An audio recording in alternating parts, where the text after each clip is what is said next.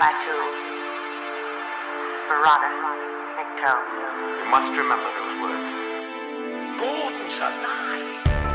You know what the Turing test is? I know Kung Fu. Dead or alive, you are coming with me.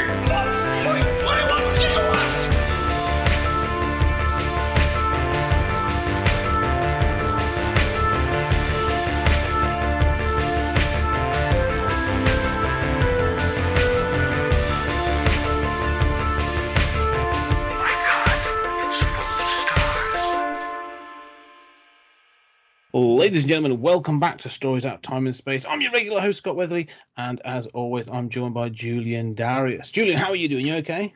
I'm pumped up by this movie, and we are ready to lick some ass. That's right, we're going to match his meat.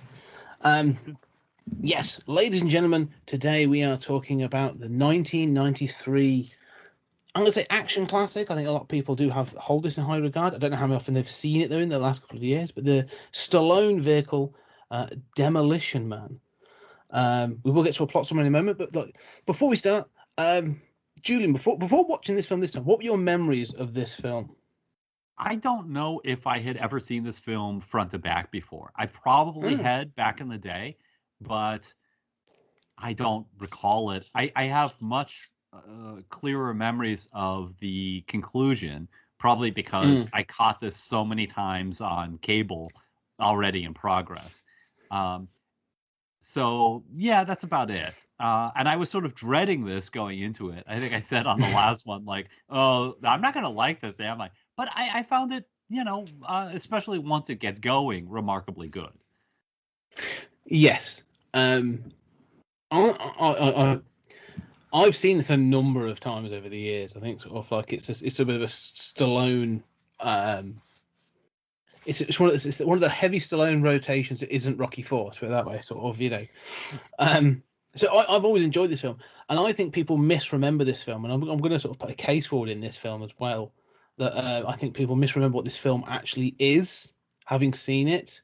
And so I think we'll get into that. But first and foremost, we're going to do that. We did get some feedback from some wonderful listeners telling us that despite Julian and I's massive enthusiasm to get stuck into the films, we don't really give a bit of a description of what it is we're going to be talking about. And so from now on, going forwards, I'm going to provide a bit of a blurb up front so you, the listeners, can know what it is we're going to be discussing. So here we go. And here's a bit of a blurb for Demolition Man. So stick with us as we try and do this thing. In 1996, Los Angeles is overrun by crime, and at the top of the criminal chaos is Simon Phoenix, Wesley Snipes. Following the kidnapping of a bus full of passengers, LA Police Sergeant John Spartan, Sylvester Stallone, often referred to as the Demolition Man, goes on a one-man assault to take down Phoenix. The attack successfully captures Phoenix, but fails to save the passengers. Spartan is charged with the killing of said passengers, and both he and Phoenix are incarcerated using the latest in stasis technology. 36 years later, Los Angeles has been transformed to San Angeles, a utopian cityscape of technology and tranquility. However, Simon Phoenix is going through a parole process when he is able to escape, leaving a trail of murder in his wake. The San Angeles police confront Phoenix, but are handily dispatched as they are not equipped or trained to handle such levels of violence. Watching in horror is Officer Lenina Huxley, played by Sandra Bullock, her partner Alfredo Garcia, Benjamin Bratt, and their chief, George Earl, Bob Gunton. Unsure on what to do, they turn to the savior of the city and the architect of this future society, Dr. Raymond Cocteau, Nigel Hawthorne. Given the green light to do whatever it takes to resolve the situation, the San Angeles police defrost Spartan and reinstate him. As the nemesis run riot through the city, it becomes clear that the gloss and sparkle of San Angeles hides a dark underbelly of people cast out for not wanting to live in the controlled and managed life of the surface. These people are led by Edgar Friendly, Dennis Leary, the target that Phoenix has been charged with killing by none other than Raymond Cocteau. Cocteau wants to eradicate what is left of the old ways and has been feeding Phoenix the information and training while in his stasis to complete the mission. However, once the monster is unleashed, Cocteau cannot control him. Eventually, Phoenix confronts and kills Cocteau, gaining access to the stasis facility, and is now able to defrost an army of violent criminals. Battling their way through goons, Huxley and Spartan find out what Phoenix is planning. Spartan knocks Huxley unconscious for her own safety and goes to confront Phoenix. We'll talk about that. For her own safety. Yes, we'll talk about that. The two men battle it out, with Spartan winning and demolishing the status prison in the process.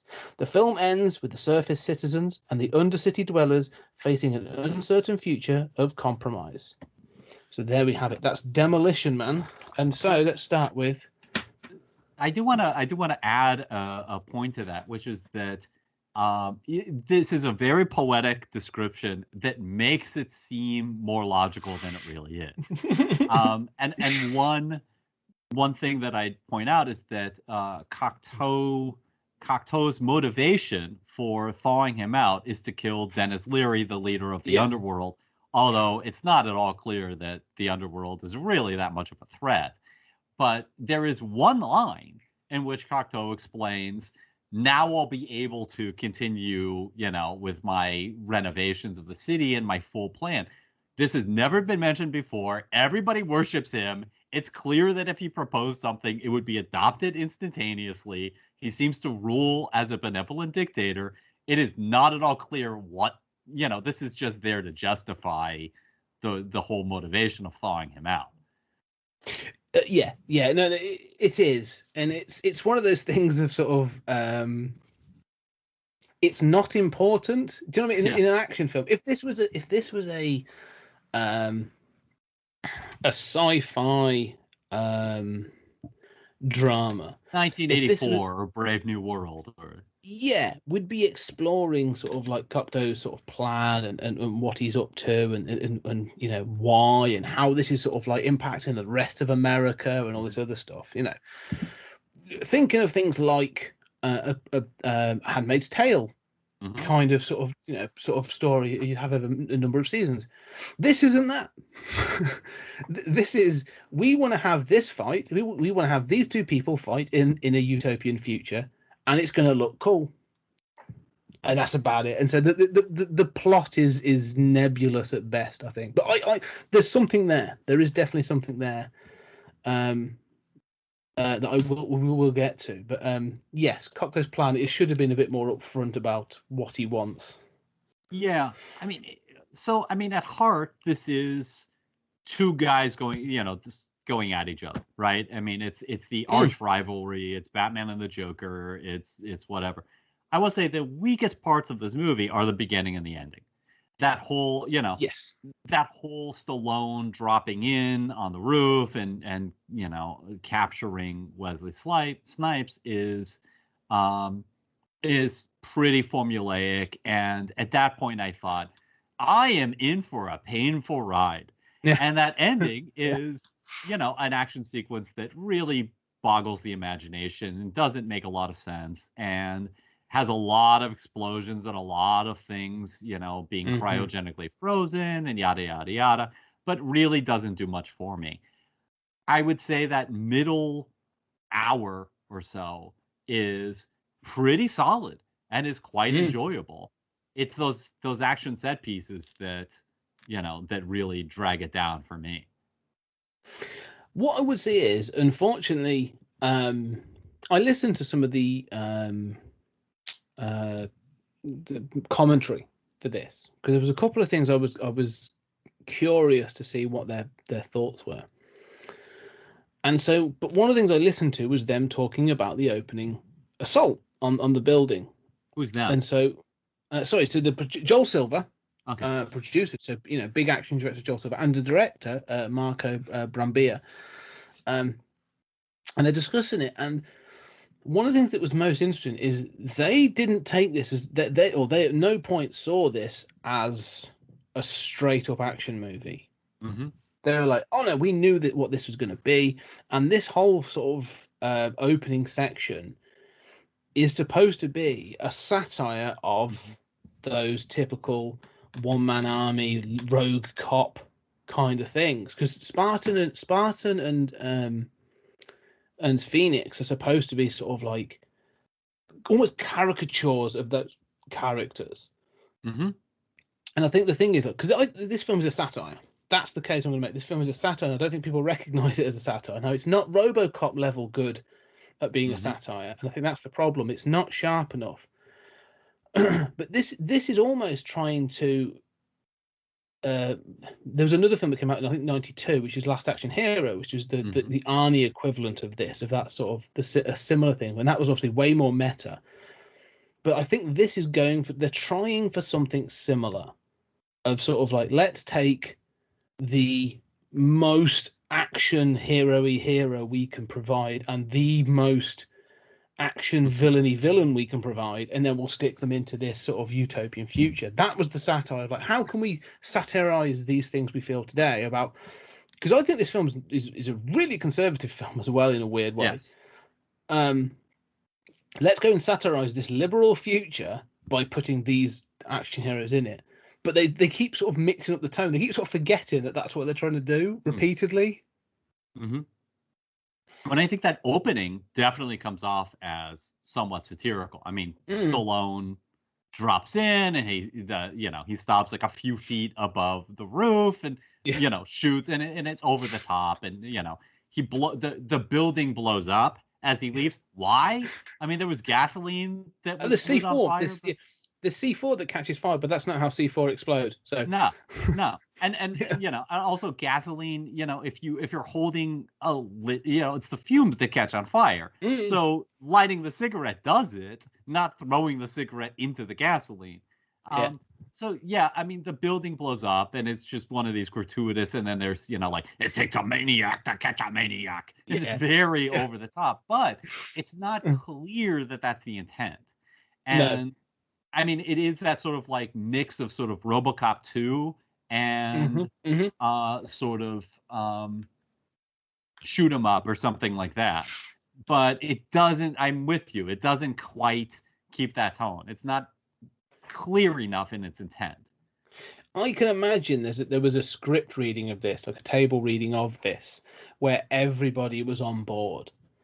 And everyone was like, this is what we're going for, and this is how we're going to do it, and it's going to be this, and it's going to be that. And I can imagine there was this real sort of like really weird biting satire that this film was going to be.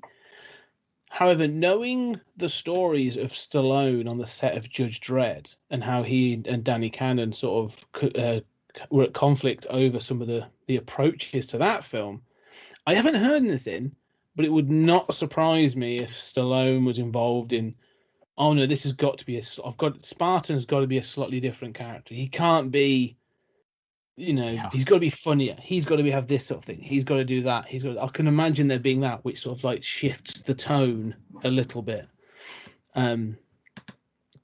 Because he shouldn't be the hero in this, weirdly. Like he's not. Yeah, he's a bad guy. Yeah. All right, so let's get into this, okay? I mean, you and I have talked extensively about our love of action movies, but at the same time, and superhero movies fit into this, at the same time our qualms, if you will, and our concern that the genre itself and the demands of plot and character are such that this genre and subgenres like superheroes sort of inevitably promote some fascistic and conservative values. Yes. And I think this is sort of a massive case in point. This is a Donald Trump manifesto. I mean, this is especially taken today, right? This is 93. But still, you have there's basically talk about how Wesley Snipes is a criminal, the likes of which you can't imagine. Well, this is the super predator. He's a black guy that the white cop needs to take out because he is just into killing. He just, and he's not without a certain charm in this film, but, in his enjoyment, but not as charming as, say, Nicholson as the Joker or, something like that. But he has a sort of charm. But, I mean, it makes a super predator argument. This is an argument against defund the police. what we want are police who can answer calls that they don't need to, that are not violent calls. Here, that has emasculated the society, and you need the meat-eating, action hero to come back and teach these lily-livered, peacenik liberals how society really works. And it is clear to me which side I'm on. This is an anti-utopian film. I mean, if one word describes this, it's anti-utopian. And it is crystal clear to me, outside of the cursing prohibition, because fuck that motherfucker.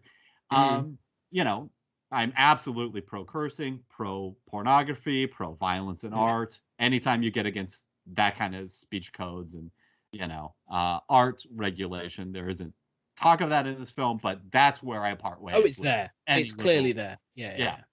Well, I mean, I want you to go into that. But all I'd say is, there's no doubt I want to live in this future.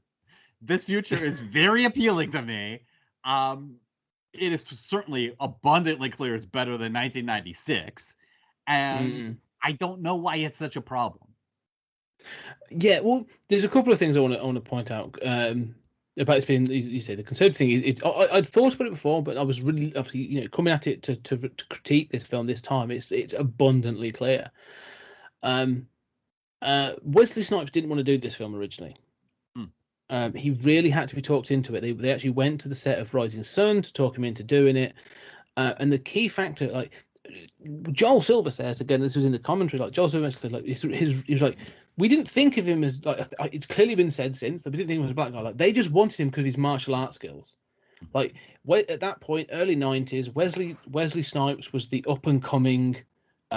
He was a name, he'd had sort of like White Men Can't Jump, and he was coming on to the sort of the action sort of thing. He was, like, say, starring with Sean Connery in Rising Sun, and this was sort of like, we want to sort of show his. I think Passenger 57 comes after this, but like I said, Wesley Snipes was coming up at this point. Like, he was a get, and they felt that he was also a perfect counter to Stallone in both energy and style. So that was sort of what they were trying to sell. And so there's a real sort, because apparently what they were going to look for, this is interesting, if they couldn't get Snipes, they were going to look to the Hong Kong market. So they didn't say who, but there was like, we want someone who can do martial arts. So the idea being that Stallone is that sort of like John Wayne, haymaker, sort of like two guns, shotgun kind of style, against someone who's going to be a trained fighter and is a lot more slick and that sort of thing. That was the idea. And so that's what they wanted Snipes originally. So, when you look at it now, there's that definite thing of like, oh yeah, this clearly doesn't give off a good image. This thing about the conservative, this this anti-utopian thing. You and I, have similar beliefs, and I watch a lot of sort of like, these daft videos of sort of like ultra right-wing conservatives of, all the sort of things. Like, this is what they hope, this is what they expect Biden's future to be. It might as well be Dr. sort of Joe Biden. This is it, isn't it? Like, he's going to take away your guns, he's going to take away your salt, he's going to take away your meat, he's going to take away your blah blah blah. This is what they're expecting. Yeah, good. But this is it, isn't it? Like, because Dennis Leary, right? This is the odd thing. The Dennis Leary. Let's go back to a day when Dennis Leary seemed cool. Yeah. That ages this film incredibly. But the Dennis Leary character has, and again, we're going to jump all over. We will get to sort of some more stuff in it. But at the end of this film, Dennis Leary where he speaks to John Spartan about this idea of being free, and he has this whole sort of like monologue tirade about like, I want to smoke this, and I want to sort of like do this. I want to cover myself in jello and walk down the street naked, shouting da da da. Why? Because I want to. And all I'm thinking is, you come across like an absolute selfish prick, like this idea. And I'm thinking, you are these anti-vaxxers that are now saying, I got individual. Sorry, I'm so sorry what the accent I'm going to do. This is probably going to put a lot of people off, but like, I want to be this individual. I have what do they call it? Individual sovereignty. The sovereign citizen. Boom. The sovereign citizen, the sovereign individual, otherwise known as too mentally deficient to function in society. Yeah, and so there's this thing of this, and you know, there's this idea, sort of like, you know, Spartans doesn't try and solve it. I'm glad he's not the full savior. He's not like, well, this is how you're going to run society. Like, he's like, you get a bit dirty, you get a lot clean, and you're going to meet somewhere in the middle. But I love the way he's like, oh, you'll figure it out. And they're like, no, you lived in the world where they couldn't figure it out. Like, this is the problem. Like, right. I mean, and like, let's go to the first shot is like the Hollywood sign defaced and the city in flames. And, you know, crime is completely out of control. And, you know, so like, what, you know, and then when they cut to the future, you know, was it 2030s? It's brightly lit. Those cars look fucking cool. They drive themselves. The designs are great. Yeah, I mean, like, this is awesome. And look, I mean, I hate fast food. Okay, I mean, I'm a vegan. Okay, I hate fast food. I think it is toxic. I think soda is fucking poison. I smoke cigarettes, ironically, but I am absolutely in favor of a cigarette ban. It would help me, and I would struggle, but you know, that would be the best thing for me. I'm in favor of, you know, I'm not saying all these things should be prohibited tomorrow, but there's no doubt that these are horrible industries that result in terrible deficiencies, and that our brains evolved from apes are not, and from times where we had to desperately store fat and sugar for the winter and for when the crops failed next time. Our brains are not equipped to go through a supermarket and say no to the Snickers or whatever. So, you know, I mean, I absolutely am sympathetic to this future. If that's what you have to give up to live in a society where violence is unknown, really, how petty are you? That, you know, it seems wonderful to me. It's a bizarre thing of, and we'll get to the character, Sandra Bullock's character as well, Lenina Huxley, because I have some questions about what the wider world, and we always say this, like, what's the wider world, because this is based in California, and California is chosen for a reason as well, obviously. Liberal California. Yeah, exactly, liberal California. But the question before we got that, what was going on in the early 90s in California or Los Angeles? Because I stopped and I was like, there's a couple of films, like there's this 1990 that has 1996, Predator 2, which has got Los Angeles 1997, and both, and there's I think I'm trying to think, like it happens before that, but Escape from New York is also set in 1997, but that was obviously comes a lot earlier. But there's this notion of like, yeah, America's going to be an absolute burning pile of sort of like tribalism and gang warfare by the mid 90s. Like what was going on in the 80s? I will tell you exactly what this is. This is the LA riots, which were, you know, early summer 92. And I remember that. I was still relatively young, but I remember that. And that was like, watch white people freak the fuck out. I mean, it was LA in flames, and the cops said, we're not going in. You know, the cops said, you know, we're not going to protect these people. We're not going to protect these businesses. We're going to back off. And, you know, I mean, this was deeply traumatic nationally, and this was covered nationally. And I remember in that period, I went to see Malcolm X, which is still one of my favorite movies ever. And I went with my family. I was relatively young. And, you know, we had to drive, you know, about an hour to go see this in a metropolitan area. We got out of the car, and there were armed guards with M16s outside of the theater, because there were miniature riots in other cities in the country, including some unrest in St. Louis. So I'm in St. Louis. We go to this theater, and we're very conscious of the fact that the LA riots are going on, and we're going to see a very black movie that was very political. And, you know, I mean, I love Spike Lee. I still do. But we were conscious of this and a little scared as white, middle class sort of rural whites. So we go to this movie theater. There are guards with M16s, and my mom gets out and she goes up to the guard and says, "Is it safe?" And the policeman who's holding an M16 says, I don't know. Do you have a gun? Like, Oh. okay.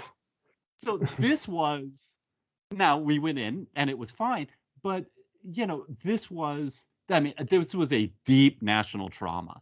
And the idea that the cops, this is part of, we still have these myths, right? That there are like no-go areas in Europe where, yeah, there are a few, like in France, with the HLMs, but the idea that like, no, this area is under Sharia law and the cops don't go in, these myths about just violence out of control. And that's in RoboCop, but especially RoboCop 2, but this sort of idea that we had. So, I mean, yeah, they can say that they weren't conscious of Wesley Snipes, but this is definitely post-LA riots. Yeah, it feels, and that was going to be my question: was when was the LA riots? Like it was watching that Hollywood sign burn at the beginning. I was like, like this feels incredibly sort of like and again, not to I don't want to politicize certain things, but like Nigel Hawthorne as Raymond Cocteau, this old white British guy, sort of as the savior of the city, it strikes a certain chord. Weirdly for me, watching this, not just as an old white middle guy, but also sort of like this idea of an American city being saved by a Brit. It feels odd, and because there's often this sort of like American sort of thing of like, we beat you, sort of like Britain, and you're like, oh, all right, fine, we're sort of over that. We've had sort of losses. We lost an empire since then. We're kind of over all that shit. You're not our deepest national trauma, colonies. You lost a lot of colonies. Yeah. You think you were bad? We were beaten by India by a guy not eating. Let's put it that way. And so there's this thing of like, and again, like Nigel Hawthorne, I love Nigel Hawthorne. He is absolute national treasure. Like, I remember him from many things, but he's always going to be Humphrey Appleby from Yes Minister and Yes Prime Minister to me. And he is wonderfully evil in this film. Like, this is the period post Die Hard, post Alan Rickman, where British guy equals baddie. And so like he I don't know, he still feels at odds with parts of this film, but also perfect at the same time. Yeah, I mean, I hadn't thought about this, but the I don't know that it's significant that he's English as much as he's European. And so like, especially America has a massive inferiority complex toward Europe, right? And much of Europe has a similar, superiority complex toward America. And, so for us, Europe is both the origin of civilization and, I can speak French and I can read and, we know the London streets and Shakespeare and all of this. But the reverse is also like, we're the Wild West, we're the cowboys, and you can't trust Europe to man up and save civilization. You need that Yank, Stallone. We're still in touch with our animal roots in a way that somehow benefits society, goes the myth, right? Yeah. Well, and Stallone's John Spartan. Like, let's be clear, he's called Spartan for a reason. All right, like, they are not hiding. This is a satire. They are not hiding anything. And the guy called Simon Phoenix, like, they even make a joke of like, the Phoenix has risen from the ashes. I'm like, was he named just so you could have that line of dialogue? But Stallone's character in this, John Spartan, Cocteau, right? That's got to be one of my favorite directors, right? I mean, playwrights. Yes, exactly. So there's all kinds of names. I was looking for, Huxley again, like Ian Huxley is sort of. There's names throughout this. I'm like, okay, sort of. They're trying to get into different things, but Stallone's character in this, John Spartan, is the epitome of all of that thing. Like, throughout this, like, he is that sort of like, he is the sort of the rough, ready rogue cop. He is clear, he's Dirty Harry. He's, all he has been. He was Cobretti. He was, he's all that's gone before. All those sort of like rogue cops, Martin Riggs, whoever you want to sort of say, he is that amplified. And he's happy to do it. Do you know what I mean? It's sort of like there's a great scene in this when Sandra Bullock's character is looking back at the data files of John Spartan doing things, and he's demolished a shopping mall, a $9 million shopping mall, to save a little girl, and he's walking out. And I love the fact they've given Stallone like a wig to make him look more like he's with the mullet of the '80s, and the journalist or whatever, the reporter says, like, how do you feel about demolishing this thing, to save this young girl? The girl's like, fuck you, lady. He's like, well said. And it's this thing of like, yeah, you can't. I can imagine that film. Like, I can see that film's laid out. Like, before Demolition Man, there was this other film where he's taken on this gang of drug dealers, and this girl's sort of been taken hostage, and he has to sort of like that film plays out from that one clip. And that is one of the most satirical moments. And the key thing for me is that the reporter says, how do you feel about demolishing a $9 million mall to prevent a $35,000 ransom?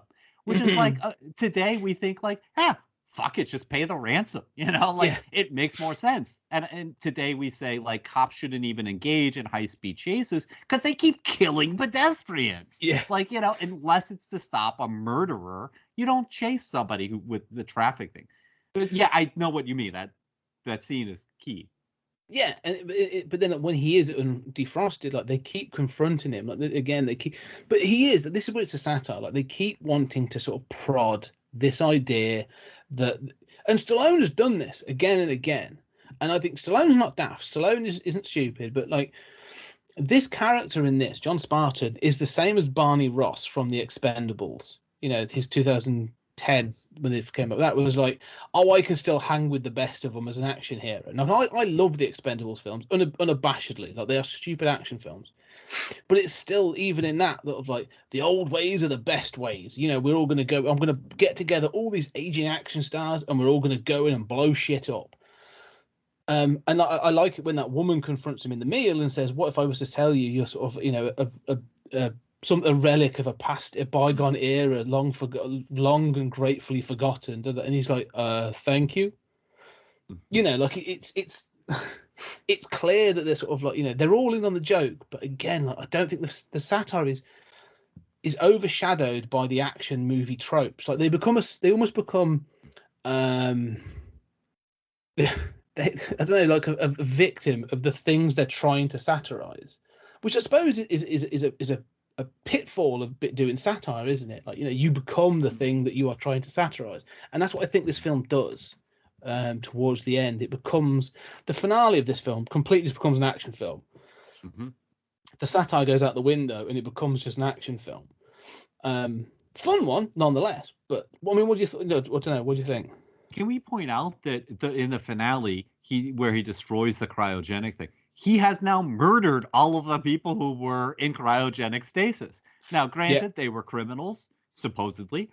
Although I don't know what, I mean, here's another problem. What version of reality do you live in which you find 30 bodies?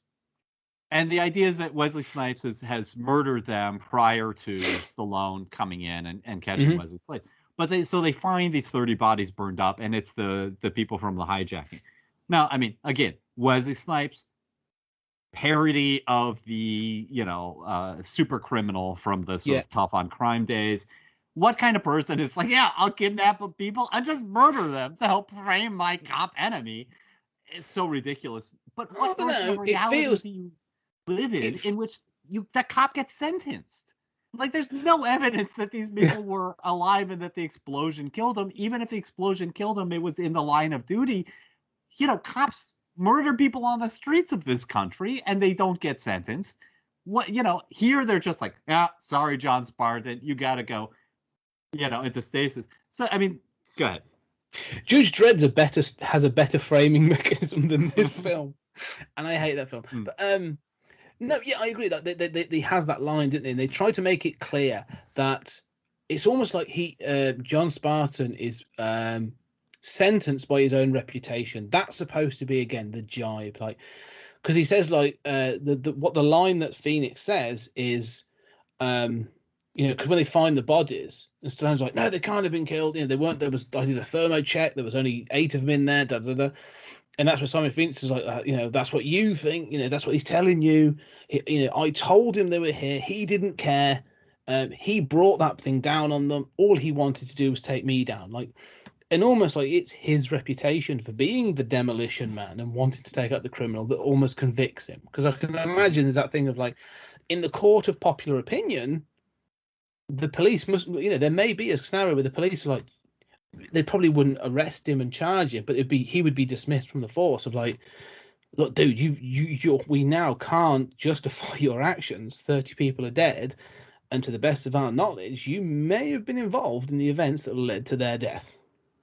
But this is where the satire falls apart, because we're still left with the idea of him as Dirty Harry, as the good cop who caught this mass murdering scumbag, you know, who is just an over the top sort of, you know, super criminal, right? He really is a super criminal. For it to be a satire, he would have to be responsible for those 30 deaths.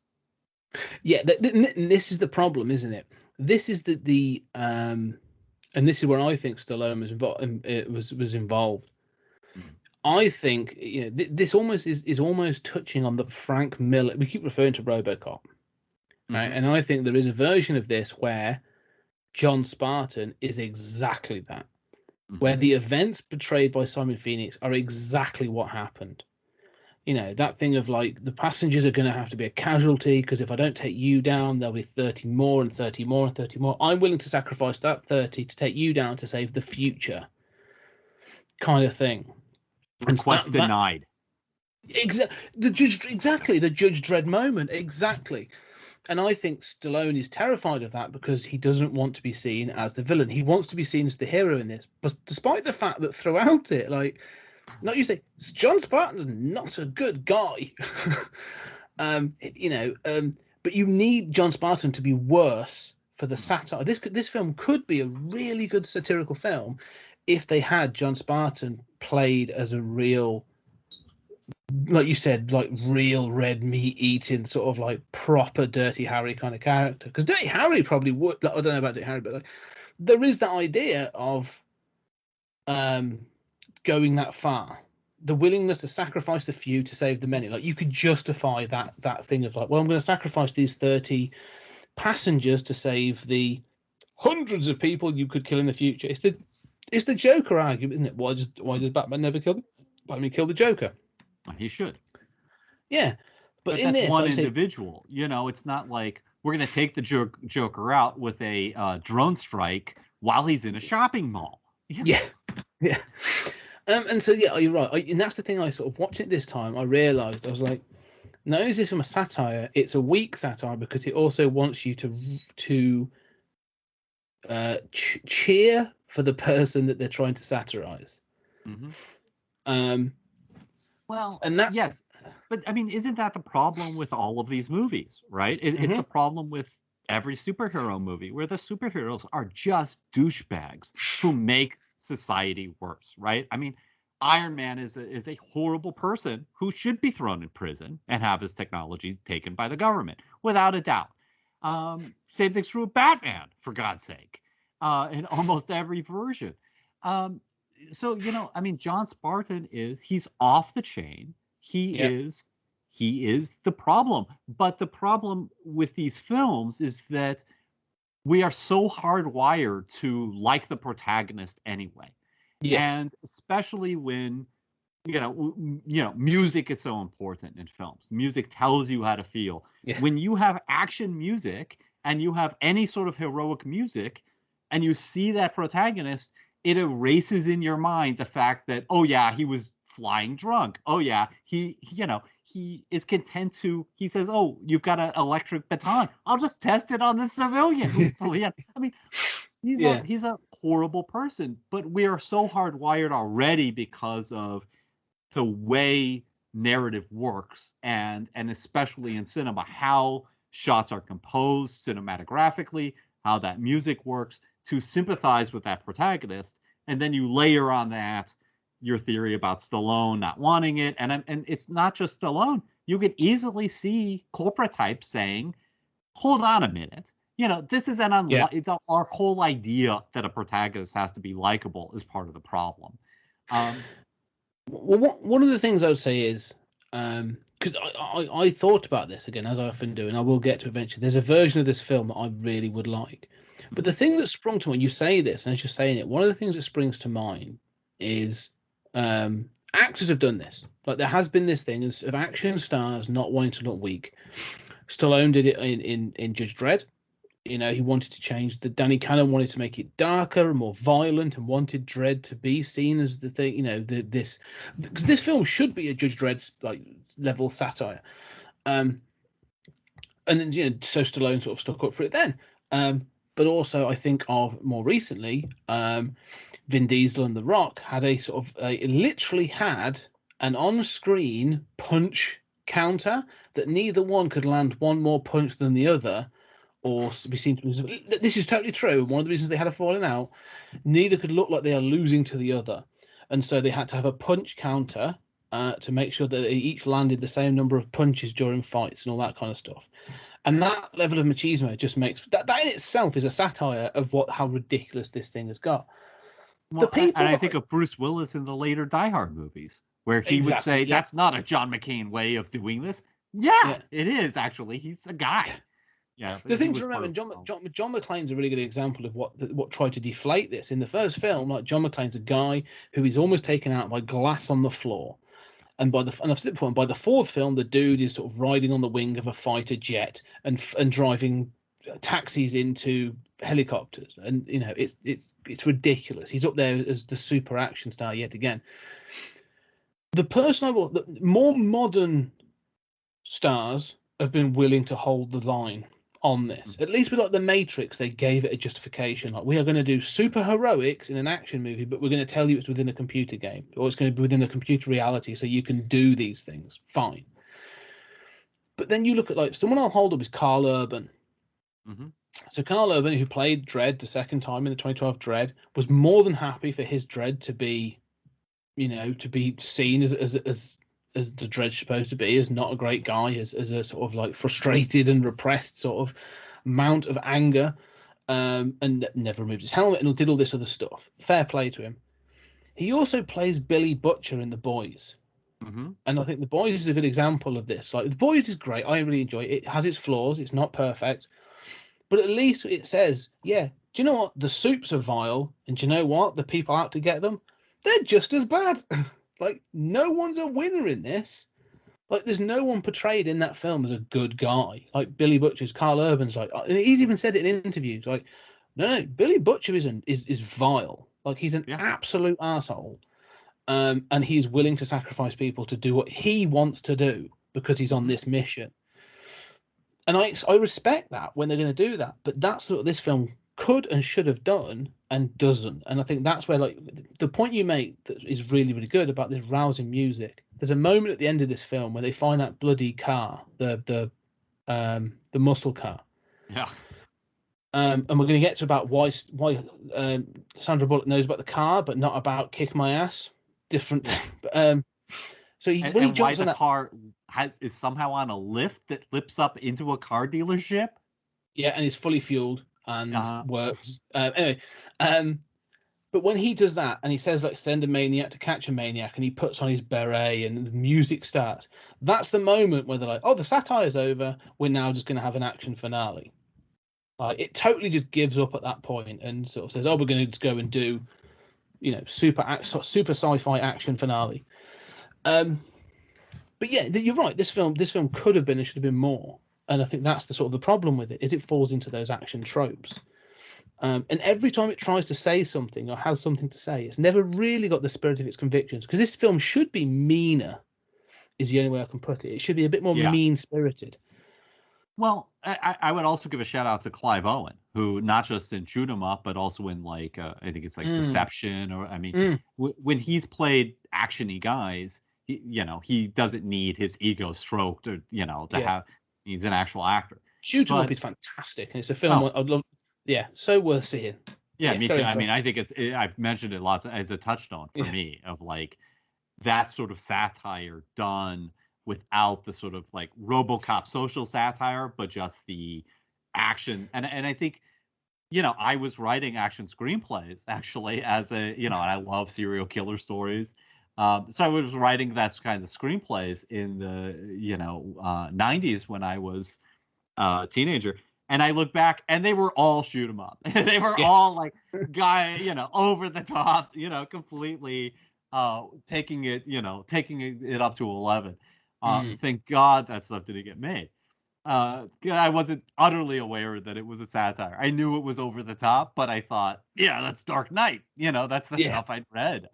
But I mean, here there is this. It is easy to show contempt for this sort of utopian society and for its safety and the fact that it's sexless, right? That's always a key sign of a society gone wrong. It's like Krypton, doesn't have sex anymore. They have birthing pods. Oh, once you've got rid of the sex, you're really off track. But still, it's easy to mock this kind of stuff, but there's no replacement for it, right? I mean, there's no. It's easy to make fun of this stuff. I mean, to me, if Burger King is serving some sort of it's not even sushi. It's like it looks weird and sort of that sort of French style of cooking of little, but it's very. It's like I want to explore that. What is that stuff? That looks good to me. I mean, if that's what we have, that sounds really amazing. And everybody, at least there is this thing of why didn't you just provide food? I mean, why are these people underground hungry? There should be a super abundance of food. So there's stuff I don't understand, but it's easy to throw stones. But you're dismantling a civilization. What do you have to offer to replace it except, well, yeah, some people are going to get bloody when we have the riots in the streets over the remnants of civilization. But, you can't make an omelet without breaking eggs. Yeah. Well, it's so sort of this film wants to show you black and white, doesn't it? It's either you're either in this sort of it is utopian, but like you say, it's a sort of benevolent dystopia. It's this sort of perfect utopia, but in doing so, you have to give up all your rights. I can imagine there's people now that think they're getting the vaccine microchips, that would be watching this and going, see, because you've got the microchip, they get the tracking chip in the back of their hand. Good. They can, by the way. Yeah, it's a fascinating. They can track all vehicles, which actually you probably could do now anyway. Yeah. And there's all these different bits and pieces. And one of the ones I thought was most interesting, which would actually it seems to be the thing now, is when Summer Phoenix first gets out of prison, and he's in his little car, and he pulls up, and there's a guy there in a phone booth, or in sort of he's talking to a computer, and the guy sort of says I'm really down, I'm struggling with my job, and the computer gives him an affirmation of you are a joy, you are a wonderful, sensitive guy who brings joy feelings to all people around you, and all I'm thinking is, and this is clearly a stab at how sort of look at how weak this society is, look at how wussy they've become, that they have to have affirmations told them. Yeah, the sort of culture of affirmation, right? Yeah. But I'm like, hang on, we're now in a place where people do go, well, no, there is stresses, and people's mental health is important. And sometimes people do need to hear that, actually, no, you're just I understand that you are sensitive and these stresses are real, but people respect you. And there are more people that love you than hate you. And, it's worth living for. Great. Why the frig don't we have that? And it's the fact that, just Phoenix comes up and basically pummels him in the back of the head and throws him away. And it's laid up to be a joke, and again, it's that thing of maybe it hasn't dated well, but this sort of strong sort of conservatism of this is a sign of weakness. Look how weak this society is, that this gentleman is sort of in a public space is showing a emotion and a negative, what there seems as a negative emotion. And again, I've never registered that scene really before until I watched it now, and I was like, hang on, this is I don't know, No, it's arch conservative, right? And it's also this sort of idea of society becoming more feminized, right? Which you hear sometimes. And look, I mean, I don't want to say there's truth to that, because I don't like that term feminized, as if, I mean, I think that it takes nothing nothing stronger than being able to cry and show emotion and not be a wreck about it, and be willing to be on your shit and still be like, no, yeah, absolutely, this hurts, and absolutely, I'm a mess. And we desperately need to redefine masculinity to include that if there's any saving masculinity. But I mean, I do think there's truth to, some of these complaints. I do think that, sometimes I think we are so safety conscious that, we were talking before the show about roughhousing his kids and stuff. And I do think sometimes we are but safety conscious, we're too much. But the flip side is, you know what? Soda is really bad for you. We should at least tax it. We should move in these directions. And I'm as concerned as anybody else about potential abuses of government having microchips in us. On the other hand, we love our dogs enough to microchip them. We all carry phones around that can be tracked. And we have this ridiculous system of Amber Alerts in this country where some kid, some girl, usually a white girl, gets kidnapped, like in Florida. And then they send notices to all of the police departments in the country, as if and 80% of the time plus, these quote unquote kidnappings are, they're still kidnappings, but they're by a member of the family or the person has run away. They're not actual strangers. But we live in the society where we think that kidnappings are happening all the time. And people think, oh, well, Joe Biden and Hillary Clinton are part of a child kidnapping ring there's no child kidnappings going on compared to historical levers. I mean, you're more likely to be struck by lightning probably than to have your child kidnapped by a stranger.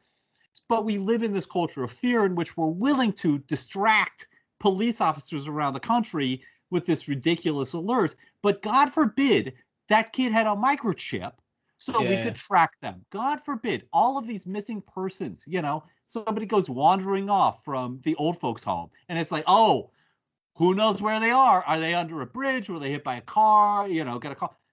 Think of how much could be fixed by that problem. That's really what I'm not saying it can't be abused. Those opportunities are there. But really, what you're most concerned about is that. Meanwhile, everybody lives in security.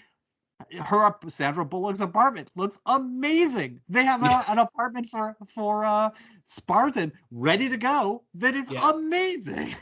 I want to live in that. This is one of the things that I found most interesting, that they give you glimpses of the chronology of the events that led to this this utopia. And there's also they drop lines about why it's a bad thing. And so you get this idea of they're talking about at one point Spartan asks for a cigarette. And they say, well, no, you can't have a cigarette because nicotine is bad for you, therefore banned. And then sort of like Huxley goes through a list of things that are then banned. So she says, like, contact sports, alcohol, caffeine, drugs, salt, so on and so forth. So it goes through all this stuff. Now, what the way it's portrayed, though, is that this has been done by dictate. That this has been sort of like Raymond Cocteau's gone, well, those are all bad, so they're gone. And I do wonder how widespread is this? And this is what the thing we'll come to in shortly. But also, when you listen to the chronology of what's happened, like so, Spartan goes. The events at the start of the film is 1996. Spartan goes into stasis, cryogenic stasis in 96. At one point, then when they're talking about it, Cocteau says, well, you didn't even see the worst of it. Yeah. Within so many years, crime was rampant to the extent of like people could not leave their homes. The police were overwhelmed. Like it was almost untenable. We were saved by an earthquake, the earthquake in 2010 that flattened Los Angeles. Makes me wonder how the prison system survived, but fair enough. But Los Angeles and San Francisco and everything was leveled, and so you then get it rebuilt as a mega city, weirdly enough, as the San Angeles metropolitan area, which is now on the west coast of America. And you go, okay, great. So it's become this shining beacon of the future. Now I can imagine in a sort of in the film's set in 2032. So between 2010 and 2032, and this is one of the problems I have with this film is so this happened in a matter of 22 years. They have gone from flattened city, crime-ridden flattened city, to utopia. Mm-hmm. And this is one of the problems I have with this film is like I think 2032 is too soon. Yes. This film should have been. My problem with that is not even. I think you're right about all of that, but my problem with that is more so that nobody really remembers this stuff. Yes, that was yeah. You know, Sandra Bullock is a aficionado of the 20th century, which is kind of a cliche. But okay, fine. I'm fine with that. I think it's funny seeing like the Lethal Weapon 3 poster, and I love the fact that they've chosen them. It's not even and it's I think it's meant to be a nod of all the films they've chosen. It's not even a good one. Yeah.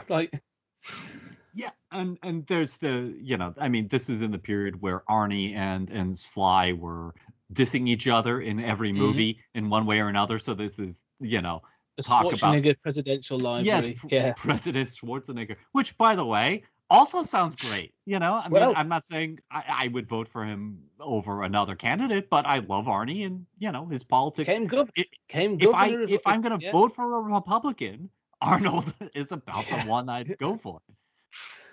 Well, it could have happened. Well, it didn't happen. It couldn't have happened. But he became governor of California. As close as he could get. So. Like they don't remember. It's like they don't remember anything from 20 years ago. Yes, exactly. And this is the problem I have with it. That like that earthquake didn't eradicate a whole bunch of culture. Yeah. Like these things still existed. Like you and I, we are. You and I are pop culture sort of. Aficionado is probably a big word, but we are very much deep in a certain level of pop culture. And so I can quote you phrases that were used, aren't really used today, but like were used in the 60s. So, 60 years ago, I could say, yeah, I know they use phrases like this. Like there were things that we don't say now because it's become something different. Yeah.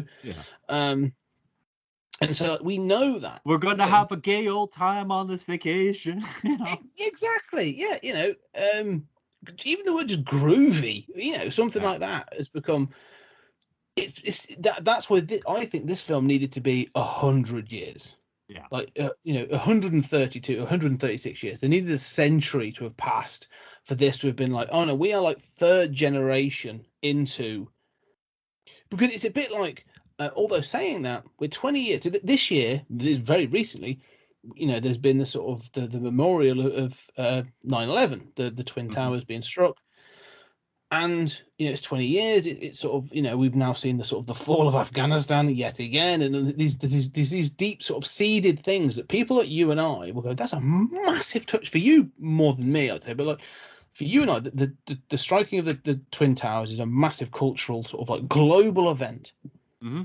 Yet there are kids today, alive that will be born past that point that will go like, yeah, we've been told about it in school and I've heard about it in films, but I don't have it as a sort of an emotional touchstone for me. That's fine. But then when you go, okay, well, if this earthquake happened in 2010, that means that this film is 22 years 22 years past that point. If it flattened an entire city, people like Benjamin Bratt, Sandra Bullock, and all these other people would be like, oh no, I was a kid when that happened. It's still, especially some of the older characters, Chief, what's his name? George Earl, the Bob Gunton character. He would be like, yeah, no, I remember that. Like, it got bad. I was in Los Angeles at the time. Like, I was a Californian. Like, it was bad. Like, how is it they've all transferred so quickly like that? And the language has changed. Sort of like, be well. Well, I mean, I like the be well thing a little, although I don't know, like what society is so affluent that it carves that on pedestals. I mean, that's a little weird. But the future language, like, a murder, death, kill, a lot of it is sort of like grade D future speak, where, good movies and good novels do this a lot better. Yeah. But to get to your point, yeah, you're completely right about like, why does nobody remember this? What bothers me more is like nobody can imagine that somebody would have physical sex, that somebody would eat meat, that somebody would do these things. And clearly these people grew up in an era where that was still going on. Like they were used to, they ate burgers as a kid, and it's like, but they don't say like, oh yeah, we've gotten rid of it. Like, oh yeah, we've evolved past that. I remember that, but it wasn't good for us, and we evolved past that. Instead, they're like, gross. People used to have sex with bodily fluids. Yeah, and that's what I mean. It's like even there's a couple of weird things about that sort of like that bothers me beyond all belief. But it's that passage of time is that really sort of bothers me. That sort of like, because Raymond Cocteau actually says that it was the earthquake that allowed him to step in. So he stepped in, say it even happened at the start of 2010, right? So he's had 22 years to reach this point, right? Nothing happens that fast. That change. This needs to have been, and this is one of the problems I have with The Handmaid's Tale as well, by the way. Is because it's a great show. The books, I've read the first book and it's great, but the show does a very, very good job of showing how this is impacted on a wider scale as you go through the seasons. But it still says like, oh no, this has been less than 10 years. And I'm going like, right, well, I'm sort of struggling with that because I see how slow governments move now. But it's the same in this. I mean, it's the problem of people don't seem to remember. There's like a Exactly, dim memory in that show rather than, like, Well, no, really I mean, we all lived in that time. Yeah, and especially when it shows the flashbacks. But if you were to add 100 years to this and say, like, we have worked for 122 years to reach this point across all of America, don't care about the world, but all of America. We started with San Angeles, and that's where this film can still be set there. But we have now turned almost all of America into this utopia. Like, this is how we're going. However, there is still this subset of undercity dwellers that he wants to, that this new Cocteau could be third generation, that we were so enamored with this Dr. Raymond Cocteau that it actually became a dynasty. Like, almost like a de facto, like the North Korean kind of sort of like setup. Like, it's a benefit, but he is always going to be this pinnacle. Like, I don't, they have a government, but he's always there as like, pass it on to generation to generation. Something you could do something that says like, well, we've got to go back. It's gone too. It not doesn't even have to be the guy's grandchild. I mean, it can just be. Well, I mean, here's my problem. Another problem I have. How does he get this position? Even if he came up with do you mean to tell me that there aren't elections anymore? He's called like the mayor gov or something. Yeah. Well, that implies he was elected. Have you done away with elections? Is this a dictatorship? If it is, it's the most benevolent dictatorship I've ever seen. Well, they're trying to show it as being benevolent. That's the point. This is supposed to be. Cocteau is supposed to be this liberal, extreme sort of, I'm going to, but it's, and this comes down to the very big problems. Like, one of the things that this brought to mind to me, especially about the current situation, is about socialized medicine. Yeah, it's this idea of, like, in this country we have the NHS. We are very proud of the NHS, despite the fact it's an absolute roaring mess at the moment. But we're still very proud of the fact that we try damn hard to make sure that the NHS still exists, no matter what Boris Johnson's trying to do. But we will try and keep it going, right? However, in America, I know that you have sort of like, privatized medicine and there's all these other things, and so you've got to have your insurance, and we can choose to have insurance over here. That's fine. That's an availability. Other doctors are readily available. But in this film, there's this idea of being mollycoddled from cradle to grave. That's what this film is saying. Like, we were going to sort of tell you what you can smoke, what you can eat, what you can do, and that's the American fear, isn't it? The American dream is achieving everything in this capitalist society. This is the American fear of having this liberal society, but you are told what you can and cannot do because it takes away your individual rights. And what I would love is, again, you have to have much more time to have this notion of, think Hitler, far to the right, because they do refer to this as fascistic. But this idea of Hitler... It's not a fascist state. No, but my point being, sort of like, no, with Hitler, though, this idea, he joins the National Socialist Party.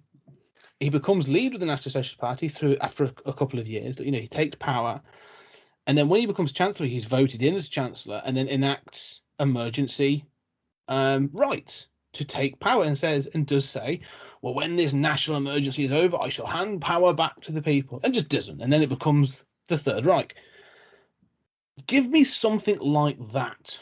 And that's, again, you need more time, where it's like, well, it started as this, that we were in a national crisis, and he stepped forward on a national stage and said, I have a plan. Even you sort of like really, you could use the I have a dream, I have a plan, try and tap into language like that, show this, that Cocteau stepped forward, and the government and everyone turned to him and said, we don't, you do. Let's enact it and let's try and see what we do. And gradually, over a period of certain years, like, he was brought in as a consultant, then he became a minister of something or other, then he became the party leader, then he became this, then he became that, and eventually it was like, there's no turning back. Like, well, I mean, you have to wonder, what is the relationship between this area and the United States government, right? It's never, The Supreme Court is going to overrule a lot of these things that you're doing, right? Yeah, but that's what I'd like to see. Like, weirdly, right? And it came to me when I was watching this film, was like, because this is a fine action film. And again, we're talking about an action film, right? Let's not be daft. This is an action movie, okay? We are talking about the deep political sort of representations of a Stallone vehicle. Except that, it's an action movie that the entire premise isn't just this cool fight between the two of them. It's that they are transposed into a liberal future where these men of action don't exist anymore. And that allows the villain to run rampant. So, I mean, it is encoded with these political messages at its heart. Yes. But again, I would want to see a version of this film where you could see all this. Like, again, make Cocteau, again, I know I do this, set it further into the future. It doesn't have to be 100 years, make it 50, 60 years, whatever, but a much bigger, a greater span of time. Make Cocteau not the leader of San Angeles, but make him president. But he has ties to San Angeles because that was the epicenter of where his plan was enacted, and he wants to keep that as the shining beacon of what can be, this wonderful future. And he has this thing of, if he can succeed in San Angeles, there are still holdouts across America. So if he can get it to work perfectly there, then he can sell it to Florida. He can sell it to Tampa, or he can sell it to St. Louis, or he can sell it to, New Mexico, whatever, Silver City. He can sell it to these other places. That's the plan. That's what needs to be the plot. San Angeles is about to reach a milestone where it needs to be a success for those other cities to take on the plan. That needs to be the key. That needs to be the reason. But there's no point other than he just wants to do it. The motivation for cracking down at this point exactly. on the rebels, or they're not even rebels. I mean, no, but there needs to be a reason for them bringing back Simon Phoenix. More than there is. Yeah, and this would motivate that, and also give you at the same time some idea of how this fits into the larger world. Exactly. That would be my fix for this, is make him more senior in the national government, but like, it's a focus on San Angeles because he needs to sell it to the rest of Congress or whoever that this is the way forwards. And so he's enacted this plan to use it as a beacon. That would be how I would do it. This is, maybe that's the way to do it. And in that way, like, it makes more sense then, because again, that way, when you have the high energy Wesley Snipes come back and do this stuff, and it has these stakes of letting someone as psychotic as then you have to bring John Spartan back to equal that out. And I think that's sort of like, again, John Spartan needs to be closer to, I can't even think, Dredd. He needs to be closer to Judge Dredd. Yeah, I mean, but all you need to do to get there is sort of show some of the consequences of his actions, right? So, I mean, the key thing is that like that footage of the shopping mall, right? Where it's like, look at the devastation left in his wake, right? I mean, all you need every time he intervenes is, I mean, you just need like little snippets of like some kid who's perfectly happy going to school, and he's like you were mentioning socialized medicine. He's got healthcare, and you see people who are content and not just made fun of for getting an affirmation, whose lives are essentially destroyed. I mean, show that guy on the ground after he's been electrocuted by John Spartan to test a cattle prod, basically, and I mean, it wouldn't take much. But this was actually weirdly the same argument we had when we discussed season 3 of Westworld. Mm-hmm. Yeah. This thing of like, you've got to bring down this sort of this controlling thing. And we were going like, well, show me the people this is going to impact. Show me the people that were picked out of poverty. Show me the people that have really benefited from this. The one person that I think is not utilized and should be utilized to do this is Zachary Lamb. Is the character, the old guy, who's the pilot at the start of the film, who drops him on top of the building when he takes on Simon Phoenix, and then is obviously aged up. Well, no, it's a different actor, I know, but like he's not an older guy when he meets him, and he's like Zachary Lamb, you son of a bitch kind of thing. Like he's the one that should be saying like, yeah, after you left, like it was because he's like he's the one that says like, oh yeah, they didn't come, as you sort of said before, like he's the one who gives this vision of Simon Phoenix, like he's the worst of the worst, never got better than that. And he also gives him a bit of an exposition about John Spartan, but he should be the one, or there should be like a scene of them two talking, like that's the person who should be given the exposition. Like, no, I was there. Like I saw how dark it went. Like there's a reason I'm still in the force. Like, Yeah, I mean, he needs to be. I know they don't have alcohol, but you need that moment that's like, someday we'll do Star Trek 2. That's sort of like that early talk over drinks between. Yes, exactly. Between Kirk and Spock, where it's just like, okay, we know each other. Where they're just having a private conversation, and it could just be a few minutes. But that would be much more efficient than what we get, which is really that he's really the mouthpiece that tells the cops, no, yes, I remember this. Yeah. And I would love to see that scene where they do sit down, and they do say, like, he's like, oh, do you want to share a beer? It's like, well, there is no beer. Like, it comes from Huxley, but it should be coming from him and going like, no, there is no beer. We've got this. It's synthetic and it tastes like crap, but it's the best we've got. Or it tastes like beer, but it doesn't get you drunk. Yeah, which we have now. Yeah. So, have that conversation, and then he can be like, I want to hear that moment. He's like, no, like it got bad. Like, you thought it was bad then. Like you didn't see this, and this. Give that justification to say like, I was there. No, I even have him say like, there's still nights I wake up 30 years on from, and I still hear the screams of this, or I can still picture, this one event I saw, of how bad it got. Yeah, I need that. Looking at dead civilians, looking at dead cops. I mean, people, kids living in fear. Yeah. Yeah, and even like I say, I was a helicopter pilot in 2010. I was airlifting people out of buildings.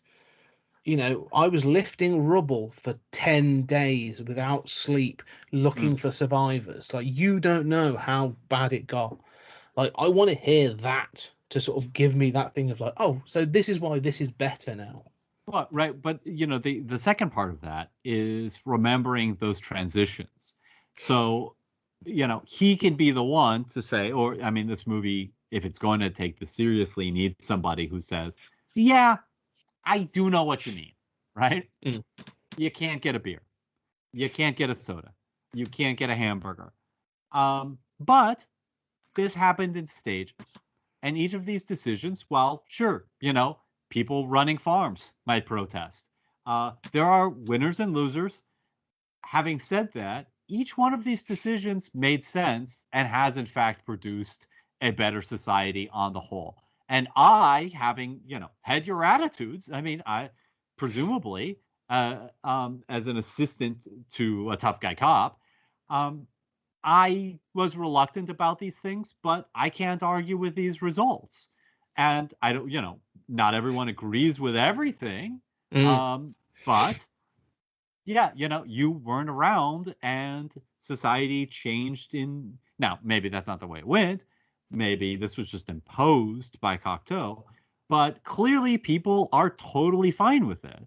And he could be the one who says, yeah, look, we have these information booths, they help you out. We have socialized medicine. We have all these things. It is shocking at first if you come from the Wild West, if you come from, this individualistic thing. And I mean, you were mentioning, the NHS, and it wasn't until a few years ago, frankly, that the phrase cradle to grave didn't strike fear down my spine as an American. It's like, I agree with everything you're talking about, but taking care of people from cradle to grave just, rankles an American gene in me. But, there's even stuff that's controversial in this that would make sense. I mean, I absolutely am in favor of, I'm not in favor of getting rid of sex, but I'm in favor of some sort of, limit on reproduction or some sort of, I mean, I don't know. I think that eventually that has to go along with an increased social safety net. But, I mean, again, that does give the state power. And like the microchips, that's an issue. But you could have that old guy say, yeah, I know exactly what you mean, but, look, there are a lot of kids who aren't living out lives in poverty. Yes. There are a lot of kids who aren't living out lives of misery and abuse because of this. Well, yeah, have him say, like, I joined the police force because I saw my brother killed in a gang shooting. I had to sort of lie on the floor when the bullets were flying in my neighborhood. That doesn't. I joined the police to prevent that. We've done it. Like, it doesn't happen anymore. Yeah. That's gone. These kids can go to school now without fear of a school shooting. It's gone. Have these moments. This film tries to be that sort of comedy satire, but like, there's a film here that's dead serious. Like, and the story arc for John Spartan needs to be, he comes in guns blazing, that sort of thing of like, the old ways are the best ways. Hand me Betsy the shotgun, and off he goes. You lily-livered Europeans. Yeah, exactly. That thing of like, this wussy modern society. But the end of the film, in all honesty, should be him going, there's no place for either Simon Phoenix or me in this society. And he should he should sacrifice himself to take out Phoenix and be like, he should not live in this film because he has no future in this society. Like, he should that way die too, as he conveniently escapes the cryogenic freeze, and then you see him running, to your point of like, this becomes a stereotypical action movie, running down the corridor in slow motion as it's exploding behind him, which is so painful to watch. And I thought it looked painful. It looked painful for Stallone to do at some point. I ain't gonna lie. But it doesn't add anything really. And of course, he's knocked out Sandra Bullock, who's fine. We'll get into that, I'm sure. But to your point, I think that, I think that this doesn't have to be just a serious movie to get into some of those issues. Think about how deftly, I'm a huge fan of, I really want to talk sometime about RoboCop 2. I love, it's not as good as RoboCop 1, but I love its social criticism and how it handles some of these issues. And both of those movies do at least present some version of the OCP argument. Yeah. Like, Detroit is in flames. Yes, we're corrupt. Yes, we're violating the law. But, look how bad things were before we got here. We've given these people housing. We've given these people food. Yes, they're in debt to us as a result, but your alternative is terrible. And you at least get some And there's no doubt they're the bad guys, right? There's no depiction of them as the possible good guys at all. But even there, you get some articulation of that argument, and you just don't get it here. No, and it's sort of like it's that thing of like they want to hint at it, but they don't want to discuss it. Because again, they don't want you to forget that Stallone's John Spartan is the hero. This is the white savior character coming in to, and I often think of, like, other scenarios of this character coming in from time. It's always I'm trying to think of other scenarios where I've seen this. Buck Rogers. Yeah. I mean, man from the past comes in and all of a sudden becomes hero of the future, and you're like, hang on, that would never happen. Like, you're too antiquated. Like, we recently talked about the Twilight Zone episode where a cowboy is taken from 1888 to 1960, and how that plays out. And that seems more accurate, where he's just like, yeah, this is crazy, and he's violent, and if it's Twilight Zone, it's not as violent as this, but it's not him coming forward being like, the West has got better ways. It's no, you were a horrible person then, and just as horrible now. It is this idea of, what you say, as the John Wayne hero. This is, I mean, the thing is, this is, we should highlight as well. You mentioned about this is the heyday of Stallone and Schwarzenegger. It's not. At this point, this is them past their prime. So this is. Well, I mean, I meant of their like feud where every movie has got some dig. Yeah, but it was more of a, because at this point they were working on Planet Hollywood together with Bruce Willis, and so that sort of thing. Yeah. But from an action standpoint, like, this and Cliffhanger saved Stallone. He'd had a series of flops with Stop My Mom Would Shoot and Oscar. Masterpiece. Yeah, and so he was coming back to the action genre to save himself. Like, this was his thing of back to the what he did well. And the same with Arnie. Like, Arnie was doing well 1990. He'd had but he hit his peak with like Total Recall, Terminator 2.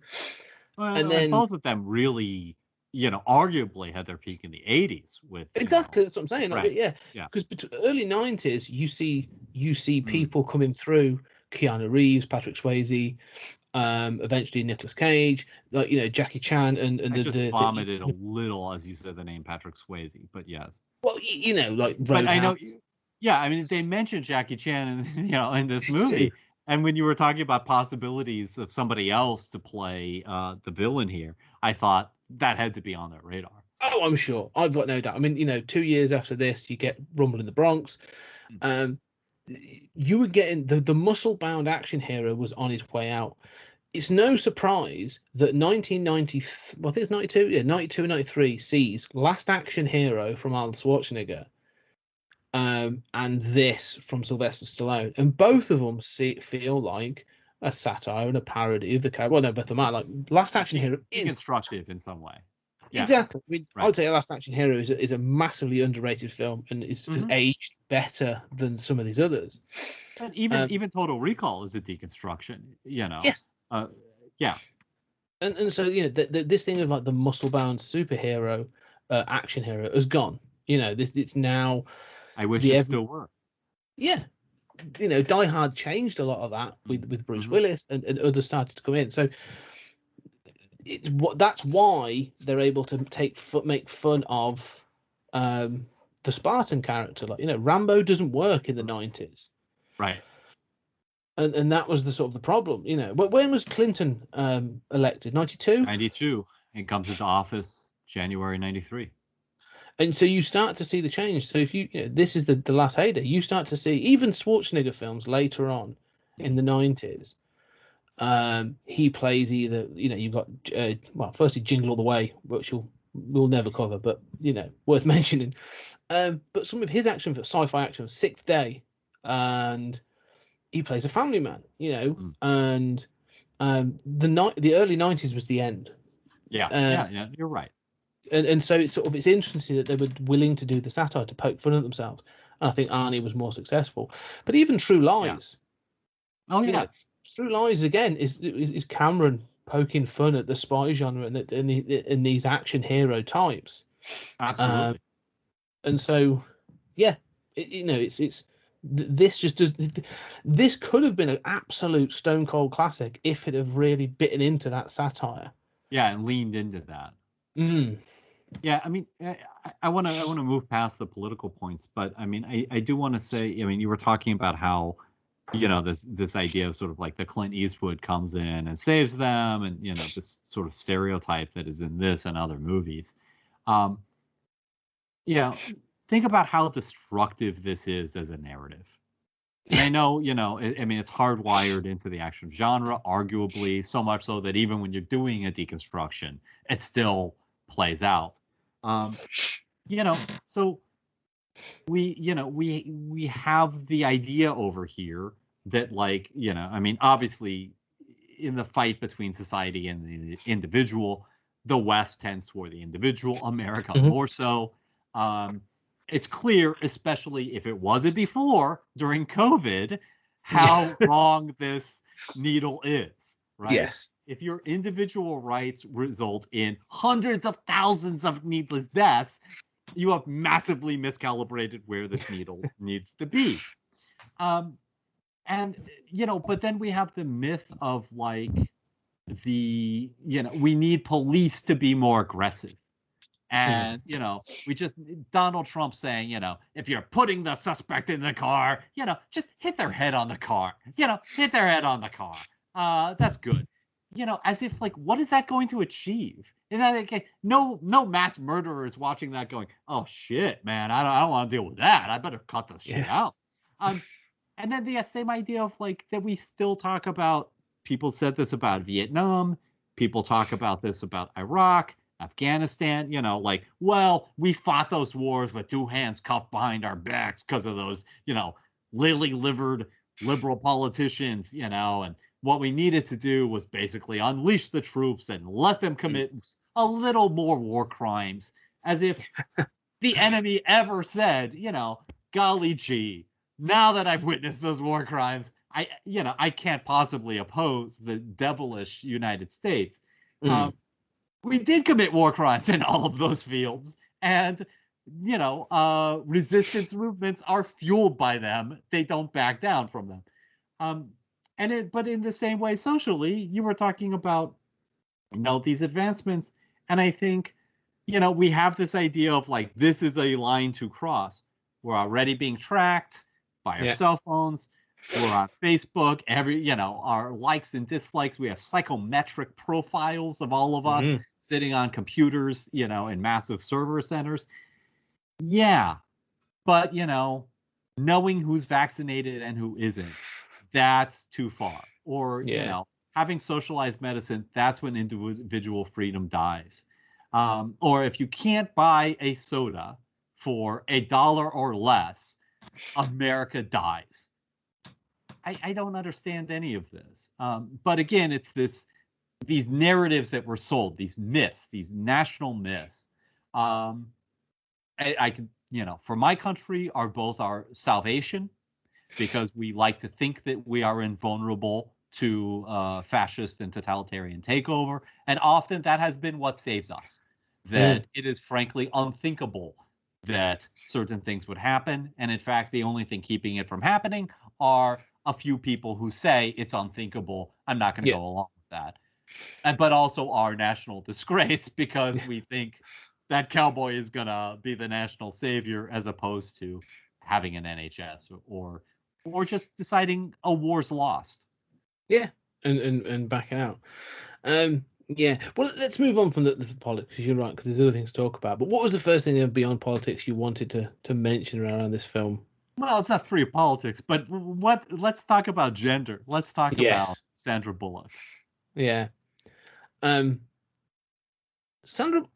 like Sandra Bullock as an actress. I always have. I think, I first weirdly met her in an action film in Speed, and I think she's gone on to do a whole bunch of other stuff. In this, though, the character of Lenina Huxley is a little bit all over the place.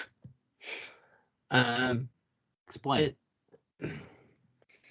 and again, it comes back to this thing of not wanting to sort of, be the spirit of their convictions, not holding to the convictions they have.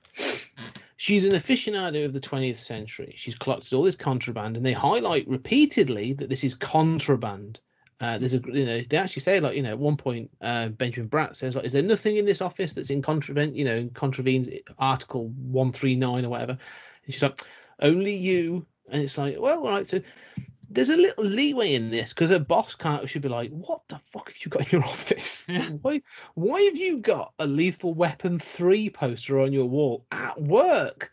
Yeah, That's fine at home. This feels a little uncomfortable at work. Like, I don't get to do that at work.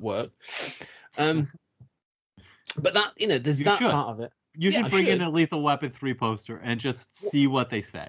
When I tell you what, I'm going to do that. When I go back in, that's it. When I go back into the office, I'm just going to hang a picture of Mel Gibson on my office and see what people start saying. Not in 2021, right? Oh no, yeah, definitely, and not even young Mel Gibson, like old Mel Gibson. Oh, just God. say, like, yeah. Anyway, will it have the anti-Jewish quotes underneath? oh no, I'm gonna superimpose his face to make him look like old man Jesus. That's what would really get people riled up. See, that might get me riled up. Yeah. I'm talking about just random pop culture. I think might be. But no, like, she has all You're this right. contraband. Yeah, but she has it in the home, and I'm fine with that. It looks cool. There's some great stuff in there. So whoever did the set design on this is phenomenal. We will talk about the sets and some of the stuff as well. It's great. She knows all this stuff. Like, she's watched, but you're not allowed. I don't know if you're allowed to watch action movies or violent film, because violence has been banned and sort of stuff. So I don't know if she's actually got access to. I'm sure she has. Like, it's a secret, like, much like in the day of the banned horror films of the 80s and stuff, that sort of thing. People had them under the counter. I'm pretty sure she's got some. She's obviously seen Lethal Weapon or whatever. The moment the Taliban left any town in Afghanistan, the first thing to open was the porno video shop. Yeah. All those tapes didn't appear magically overnight. They weren't imported. So if that's the case, under the Taliban, pretty sure, Los Angeles has. She's got a couple of those films kicking around. She's got a Chuck Norris film or two. But she's supposed to have all this knowledge. You're later seeing that she has some level of sort of fighting prowess from having seen Jackie Chan films. And she looks, I know it's silly, I know it's daft, but she handles herself like she's a cop. She's still a police officer, so she must have some form of self-defense training, even to handle the slightest of things. Yet she is used as both a female protagonist with agency and the damsel in distress. Yes. In the same sections, and it becomes so sort of like, she's never really supposed. Well, she becomes a love interest, and she's a damsel in distress, and she's this. It's like, pick a bloody lane. Just give this character an arc, give her a lane, let her have it. It just feels messy for her character. She's great. She's got great energy, and I enjoy her in this, but she's inconsistent. Well, that's even I thought that was where you're going, and I agree with you. I think that's even true of her nostalgic interest. That two repeated gags that work for me are her getting expressions wrong. Yeah. Which, they're not belly laughs, but it's charming. And then the second one is the cursing response. But both of those, now, I don't buy that a future is going to prohibit cursing. I certainly want to burn down any future that does. Having fucking said that, I, did find that charming and that repeated gag. But that's even true, if she's such a nostalgia buff, how does she not get those expressions right? Let alone, as you point out, it hasn't been that many years. Yeah. No, that's true, isn't it? Like you say, her energy, she's got good comedy timing. Like, she's just a good comedy presence in this film. Like, and yeah, there's some great moments when she does swear and she pulls the ticket for him. She's like, I've got that for you. Sort of thing. It works well. They work well as a duo in some of those parts. But again, like, she doesn't seem to learn anything in this film. Like, her arc is, I was right all along. Yeah, my interest in the 80s, right? Like my nostalgic interest. She's still horrified by aspects of, by sex and all of this. But yeah, that nostalgic interest paid off, sort of. But yeah, you're right. There's no real arc.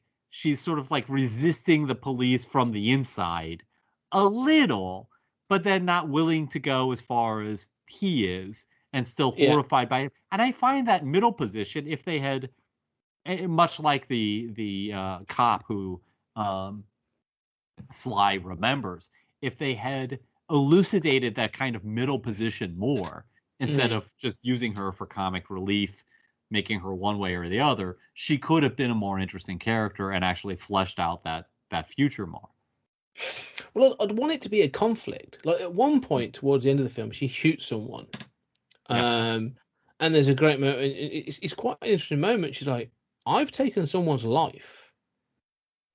And she struggles with it for all of 3 minutes. And then Stallone's like 30 seconds. Yeah. And it's that should be a much bigger moment. And if anything, like, again, if you want to take her out at the end of this film, and I agree, because it needs to be the sort of the nemesis fighting, that's fine. I'm happy with that. That's the trope. That's the way it should be set up. It's the way the narrative works. Have it be that she is all for John Spartan, and also her nostalgia knowledge should play a part and help the plot. It bloody doesn't, and it irritates me that like her knowledge of something should save someone or progress the plot. Like she should help to diffuse something by knowing something from the past, and it never comes up. Yeah, and sort of shooting that guy is more there to give her something to do, right? Yeah. She doesn't really have much of a role in the plot. That's just there to, like, you've seen him kick ass. We're feminist enough to know she's not useless. Well, yeah, I would want her plot to be, again, like she's all guns blazing. She's all for this action hero type. And when it comes into, I want it to be by the end of this film, I think take her to the same point where she's nostalgic and she sort of admires John Spartan. She looks up to him. And then as the film progresses and she sees him more and more involved in this dirty, gritty fighting and the violence and the killing and what Simon Phoenix really is, I want her to be like, no, this is terrifying. Yeah. Like, you know what I mean? Like, no, this is like, this is why we were where we were. Like, this isn't this. And I would like to have a moment where she's like, oh, this isn't like the movies I saw. Like, this That's isn't really the nostalgia. rather brilliant. Because what you're arguing is that she could be more than just that sort of like middle ground figure that we're missing, but that she could really be his advocate, the point of the satire, right? Yeah. Because essentially she is the audience identification figure. She's the one who remembers the early days. We're supposed to sympathize with her. She's suffering under the police.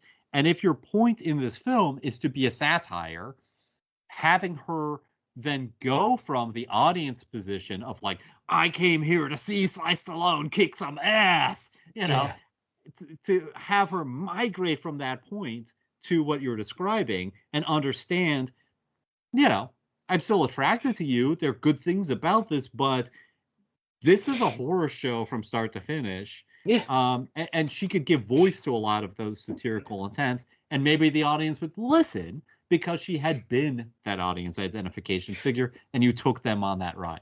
She needs to take the audience through. Her arc should be at the end of this film. Shouldn't be. There are two moments I would say. The moment where he sort of says, "I'm not doing this headset sex thing," take away the VR, and he comes on to her. Fine, the whole non-sex thing, right? Don't be, ooh, it's disgusting. But there should be a moment of like, look, we know this led to epidemics of AIDS, and she refers to two other sexual transmitted diseases, like made up initials. NPR and CIA.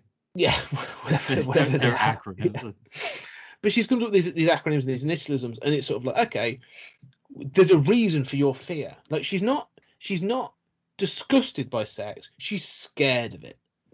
Oh no, we've been taught that sex is like physical sex, the fluid transfer is actually can lead to my death. Like I know it. I'm not my education. This again, if you had more time, that indoctrination, that education, I'm scared of it. I'm proper scared of it. That's why we have this new system. And so when he comes on to her as well in that rapey way that he does, she could be like, whoa, like, you know, this is a massive invasion and you're threatening my life just because you've got a boner. Like, that's not good. Like, she needs to start sort of seeing that the shine comes off him as a character. And that's when he needs to start realizing, yeah, I don't fit in here. This world's better off without me.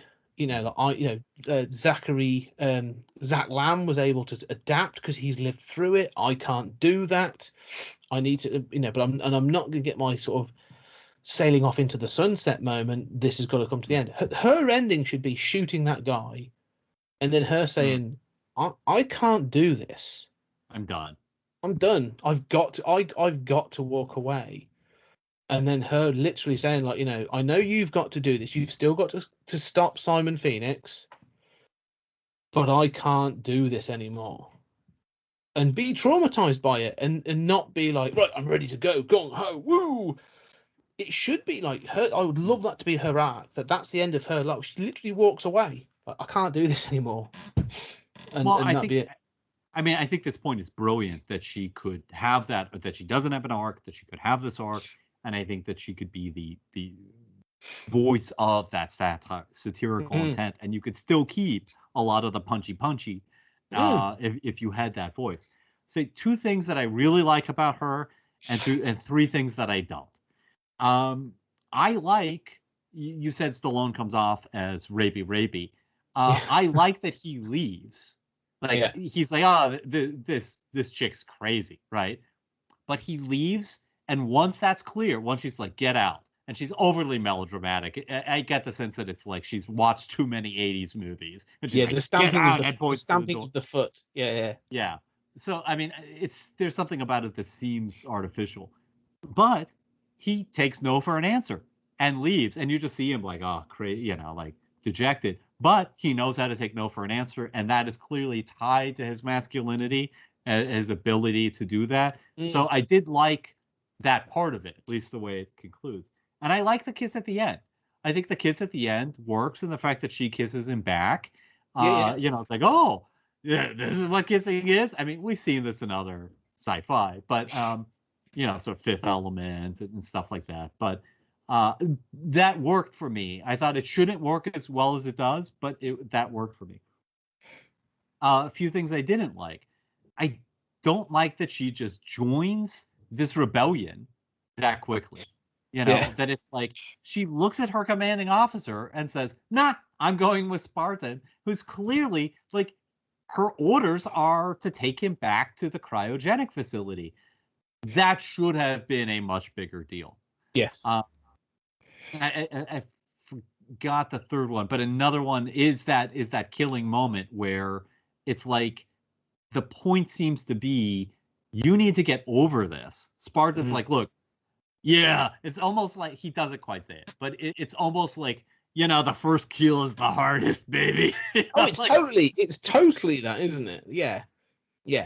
But the truth is, like, soldiers come back from war, and you know, they kill somebody who, you know, a lot of times it's not as clear cut. It's somebody at a checkpoint or whatever, but you know, but even when you killed a enemy soldier in World War I and World War II, those guys came home and were still traumatized by that experience. Yeah, and I think that's the point. Like, you know, this is what I'm saying. Like, she doesn't have a strong narrative place. Like, she's just there to be the comedy sidekick at times, or she'll help do this, but she never really does anything.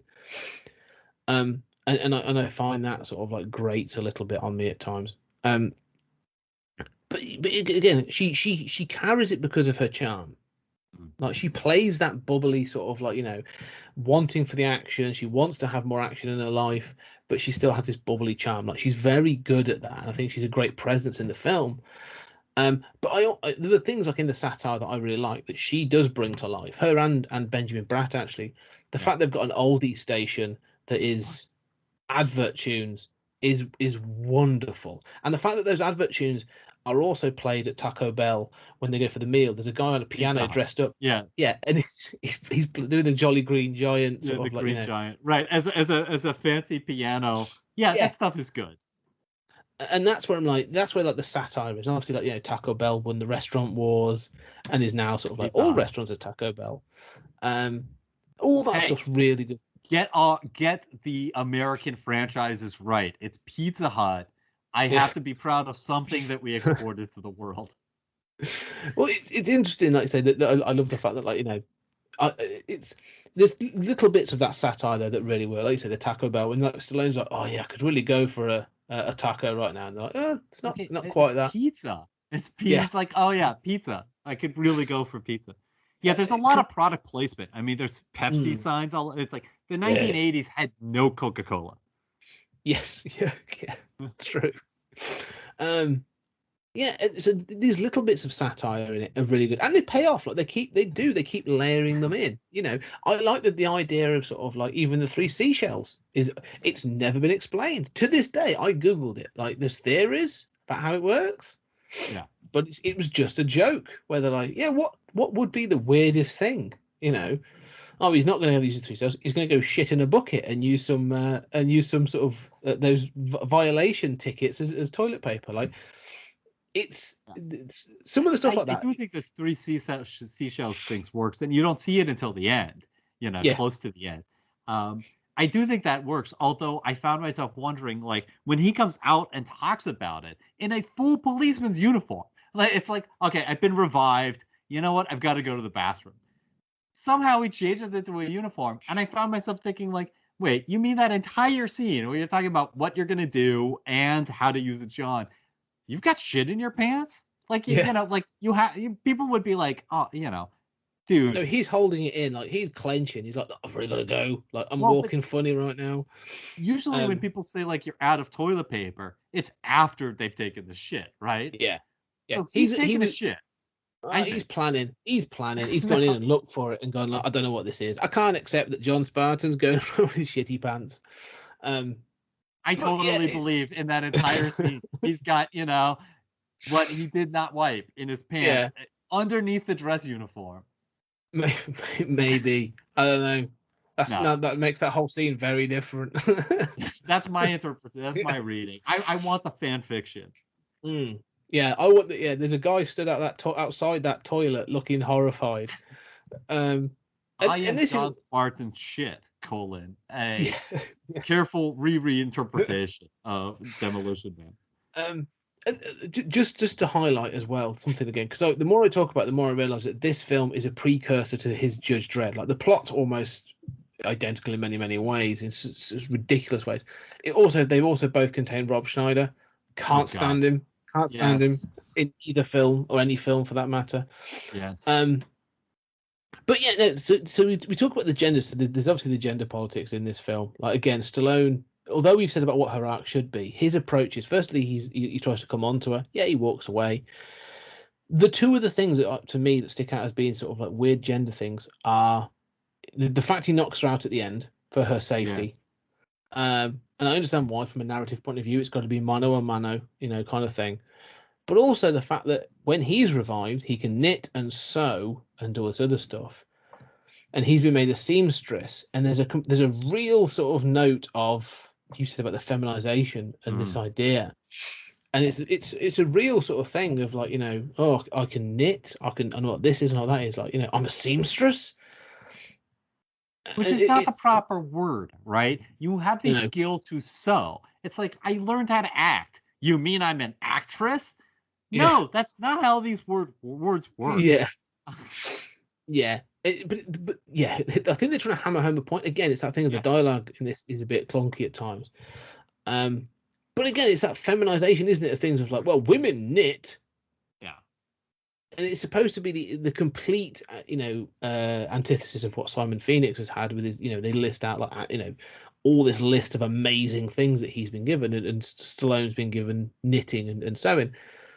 But there's still a part of me that's like, and it doesn't counter all the skills that you had before. Yes, exactly. It's hey, free skills.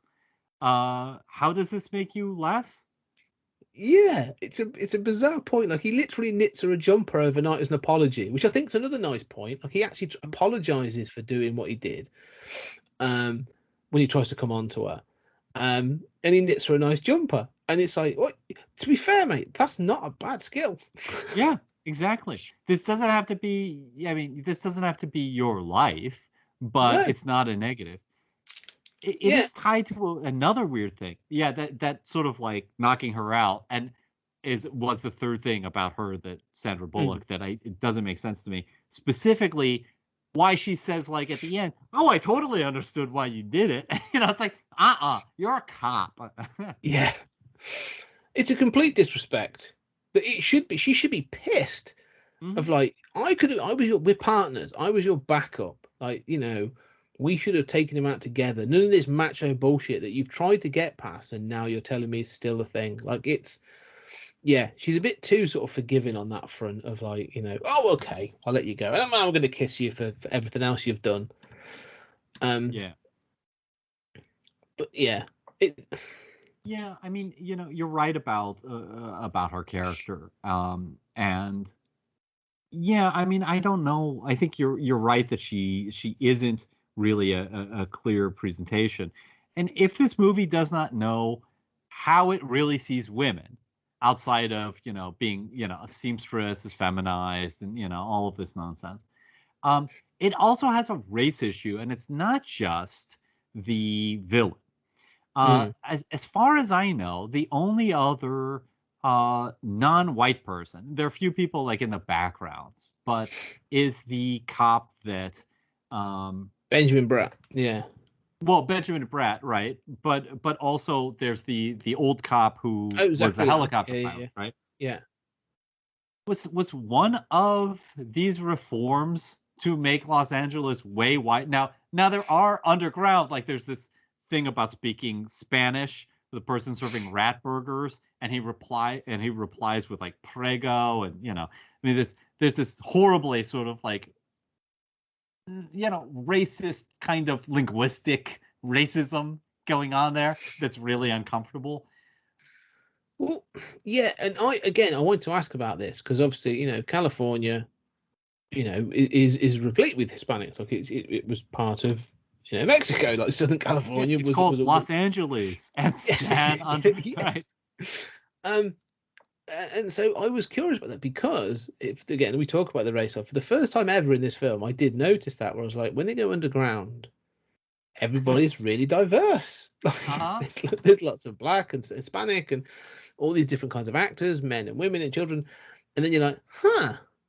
Again, this is where the satire should be really biting. This is where, if it was RoboCop, Mm. there would be this real sort of call out of how they're not. If anything, like, I would make the underbelly world less sort of like a shithole, less Mad Max, and more a case of like we found this place, and do you know what, we can survive here. It's hard, but we celebrate, like we celebrate living and all this other stuff, and have this thing be a representation of all these cultures, Mm. and have this thing of sort of like show that we have to. I don't know. There's a way of doing it, but it doesn't. It just sort of goes, yeah.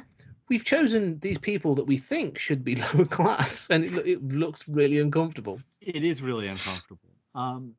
But then even like if that is satire, that would be satire of this liberal utopian society, and the satire of the film, at least as I understand it, should be that this caveman destroys everything. Mm. Um, now that doesn't mean that you can't have more complicated depictions in which that utopia is not without its flaws, but it seems to me that like compare this to RoboCop. I mean, RoboCop is a corporate fascist future, right? Yes. So the satire has a very clear target.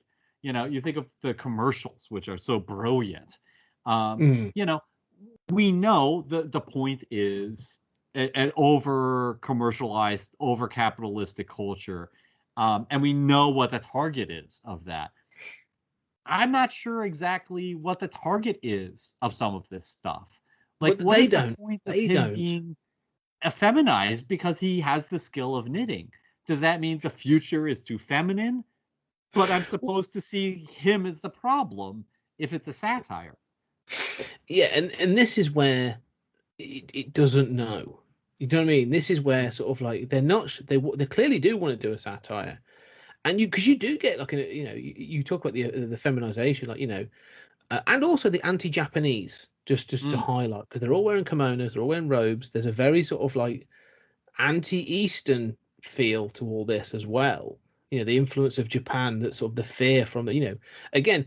I told you they were talking to Wesley Snipes on the set of Rising Sun. There was in the early 90s, Rising Sun, Black Rain. There was a real anti-Japanese sentiment. Yes.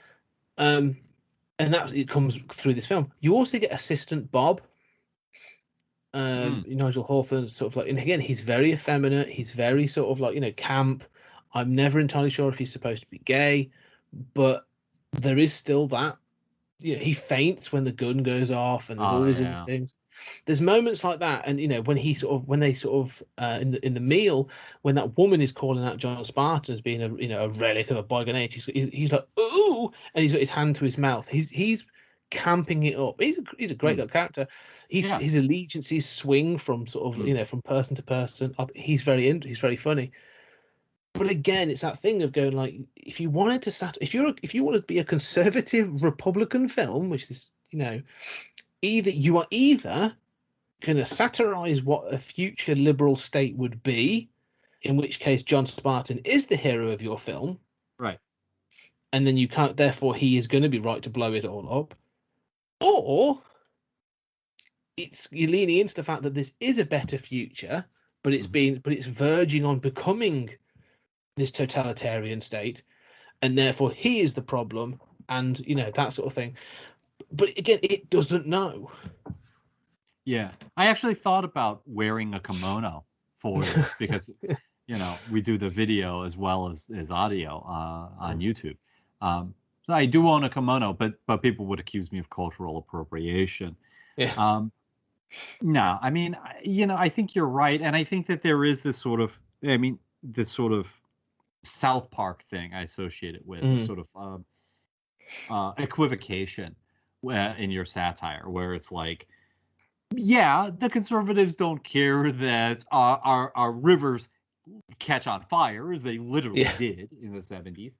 But then again, the environmentalists are a little smug and self-righteous. Yeah. It's like, no. I mean, so you're right that, I mean, I don't know that it's impossible to do a satire that satirizes both sides to some degree, but yes, this movie, it doesn't seem clear that it knows what it's doing with that satire.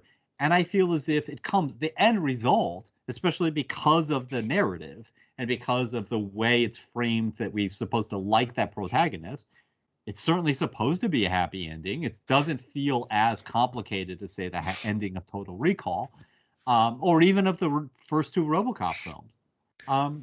It ends up being a kind of like arch conservative manifesto almost.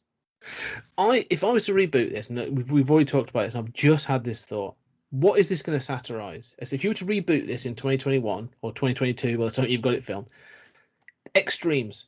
This is a satirization of extremes, and Cocteau represents that extreme left, of control. And the story should be that thing of, he started in the middle, or he started with a dream, he started with this idea, and totalitarianism has sort of come out of this thing because he realizes, like many of us do, that most people are fucking idiots and need to be told what's good for them, and he has taken that opportunity. But it's sort of like liberal totalitarianism is that extreme, but it's also satirizing the extreme conservative view, which should be represented by John Spartan. Mm-hmm. This thing of like, you almost burnt the world with your rampant violence and gun love, and now we're going to kill the village to save it. Exactly, yeah. Like the Peacemaker, even like Peacemaker in the most recent sort of Suicide Squad film is exactly that. Like, I will kill every man, woman, and child to achieve peace. That should be the sentiment. Like, John Spartan should almost be that. This sort of like rampant patriot, that's driven, that has all the guns and all this other stuff. Like, he should be that character that's going to do that. And that's why he's the Demolition Man. Yeah, he will destroy the things to save the thing. But he should get him seeing this possible future, where sort of Phoenix is going like, oh, these people have become weak, and I can run rampant for fun in an almost jokerish way in this world. Spartan's journey should be by the end of it of, yeah, Cocteau is wrong and needs to be stopped, but I shouldn't exist here either. And I want to see that. If you want to give him that heroic end, at least give him that arc, that journey to see a better future that he thought he was trying to reach, but he can't live in. And it makes me think of this idea of like I can't remember what the philosopher was. I read it a while ago, but the warrior can't live in the village.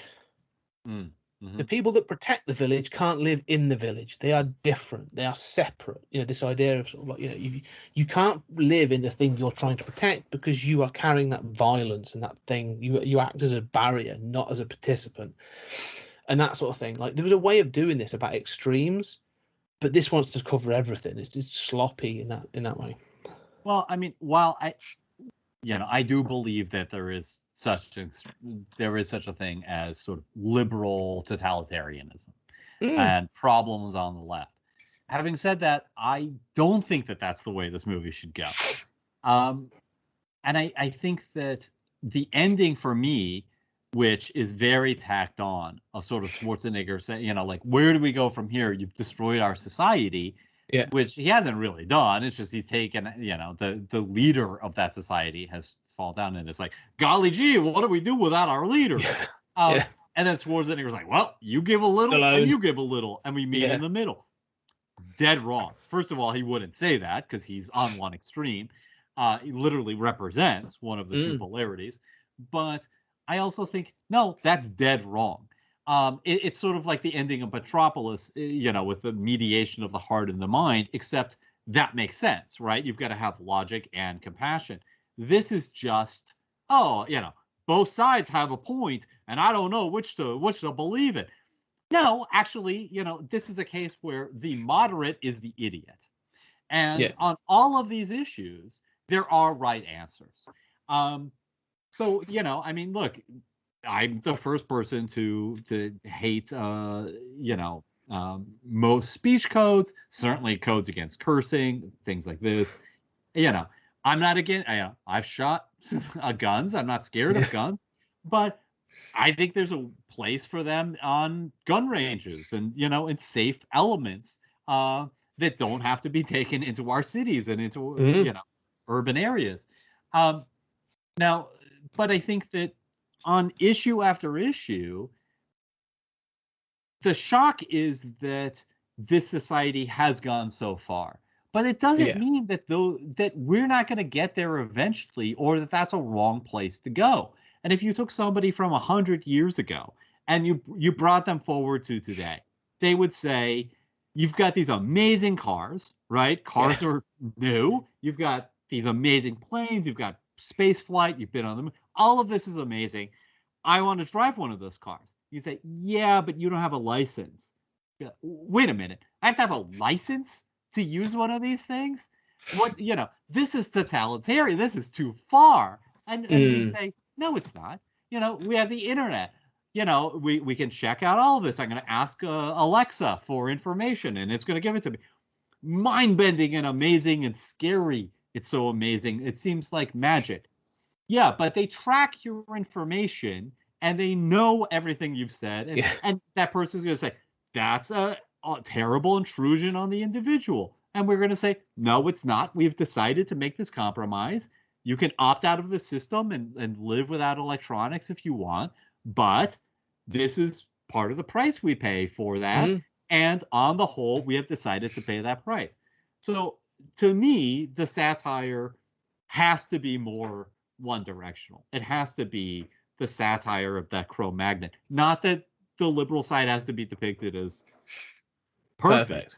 But that, all of us are prisoners of our time. And I frankly look forward to the day and it has come to one degree or another. There are issues where I think, oh my God, if the left keeps doing this, I'm done. I'm out. But, all of us, if we live long enough and if society progress long enough, get to a point where we say, no matter how liberal or innovative we are, I think maybe we've gone too far. But that's for the next generation to figure out. And this movie could play that, but I would push against the sort of South Park extremes are the problem. Okay, no, I can see that. I can see that working. I definitely think that we'll wrap up in a second, but I definitely think, like I say, I enjoyed this. Let me just be clear as final thoughts, really. I really enjoyed this film. Like, it's a great action film. It's fun. I think the cast, for the most part, are great. I think Wesley Snipes is really good. He's clearly having a lot of fun. Apparently, he was improvising quite a lot on set. Stallone's being Stallone. It's a good, solid action film. I love some of the set design. I think the car design's good. I think there's stuff in this that really works. However, there's also a film here that I'm sort of thinking. Like I say, we've mentioned RoboCop and RoboCop 2. I'd even say like Starship Troopers. That Verhoeven level of satire that you could be like, yeah, this film could be awesome. Where like you could really dig in and do something special. And I'd love to see. If anything, I would, Nighthawks, another Stallone vehicles, are getting a reboot, which is fine. That sounds like a good idea. Redo Demolition Man and make it a really strong satire. You could do it now. I think it's even more biting now than it would have been in '93. So yeah, I enjoy this film, but I think there's a much better film to be had in here. And again, bring back like there's action stars that you could bring back. Sod it, Stallone could probably do it again, and I'm sure he would. Yeah. But these are the people that would do it, and I'm sure be very good at it. DH Stallone for the beginning, and just say the cryogenics. There's this other thing that isn't resolved in the movie of sort of like having nightmares in the cryogenics and what exactly is going on there. But you just say, oh, the cryogenics doesn't completely stop you, so you can justify like the old Arnie and Terminator kind of thing. Yeah, I agree with you. There's ways and means. But any final thoughts from Julian regarding Demolition Man? I think interesting that this is an interesting movie. It's not a bad movie. There is a version of this movie that is really good and a lot better than it is. And especially that sort of middle hour or middle sort of hour and 20 minutes is actually really enjoyable. Yeah, I agree. I think, the one thing we didn't mention, actually, which I wanted to quickly mention, is the museum scene. The whole thing in the museum is really interesting. So, yeah, I do recommend this. Go check it out. If you haven't watched it, go check it out. It's a good, solid action film. Anyway, ladies and gentlemen, thank you very much for joining us in 2032. Let's see what the next sort of 12 years have got to offer for us. And don't forget, like us on Twitter at Pod Time Space, and go to the Patreon. We really depend on that and support that. We're on that talking about Twilight Zone. And next up is Strange Days. Yes, I'm looking forward to this one. Another mid-90s, sort of less actiony, but got some good ideas. Some sort of it's like cyberpunk kind of ideas. Another one that had weirdly made in 1995, depicts the year 2000 because it has the turn of the millennium, and advances technology massively. It's got some really weird ideas, but it's actually it's a film I'm really looking forward to talking about. But yes, and as I say, Julian's right. Find us and talk to us about on Pod Time Space. Seriously, if you're a Stallone fan, and there are some out there, there's a couple of people I know that I'm sure will have something to say about what we've said. Come and check us out. Come and speak to us. Check out the Patreon. It's www.patreon.com/20CG Media, MEDIA. There's all kinds of stuff on there. Loads of podcasts. There must be hours and hours of podcast material on there now. Just join one of those tiers and check it out. You won't regret it. And there'll be a link below as well. So. But yes, Strange Days, and then we're getting on to, we will get away from, this was all my choice. I think Strange Days was a choice between us. But we've got after that, Event Horizon, Gattaca, Open Your Eyes, Vanilla Sky, and The Fountain. We've got some massively good films coming up. So, hopefully you're enjoying the back catalogue. and you'll enjoy what's coming up next. But other than that, Julian, as always, it's been an absolute pleasure talking Demolition Man. Great fun. I always learn talking with you. I love doing this podcast. I hope listeners love it, half as much as I do. It's great fun. It's always good fun. And ladies and gentlemen, I hope you are enjoying it, and you will join us in the future for some strange days.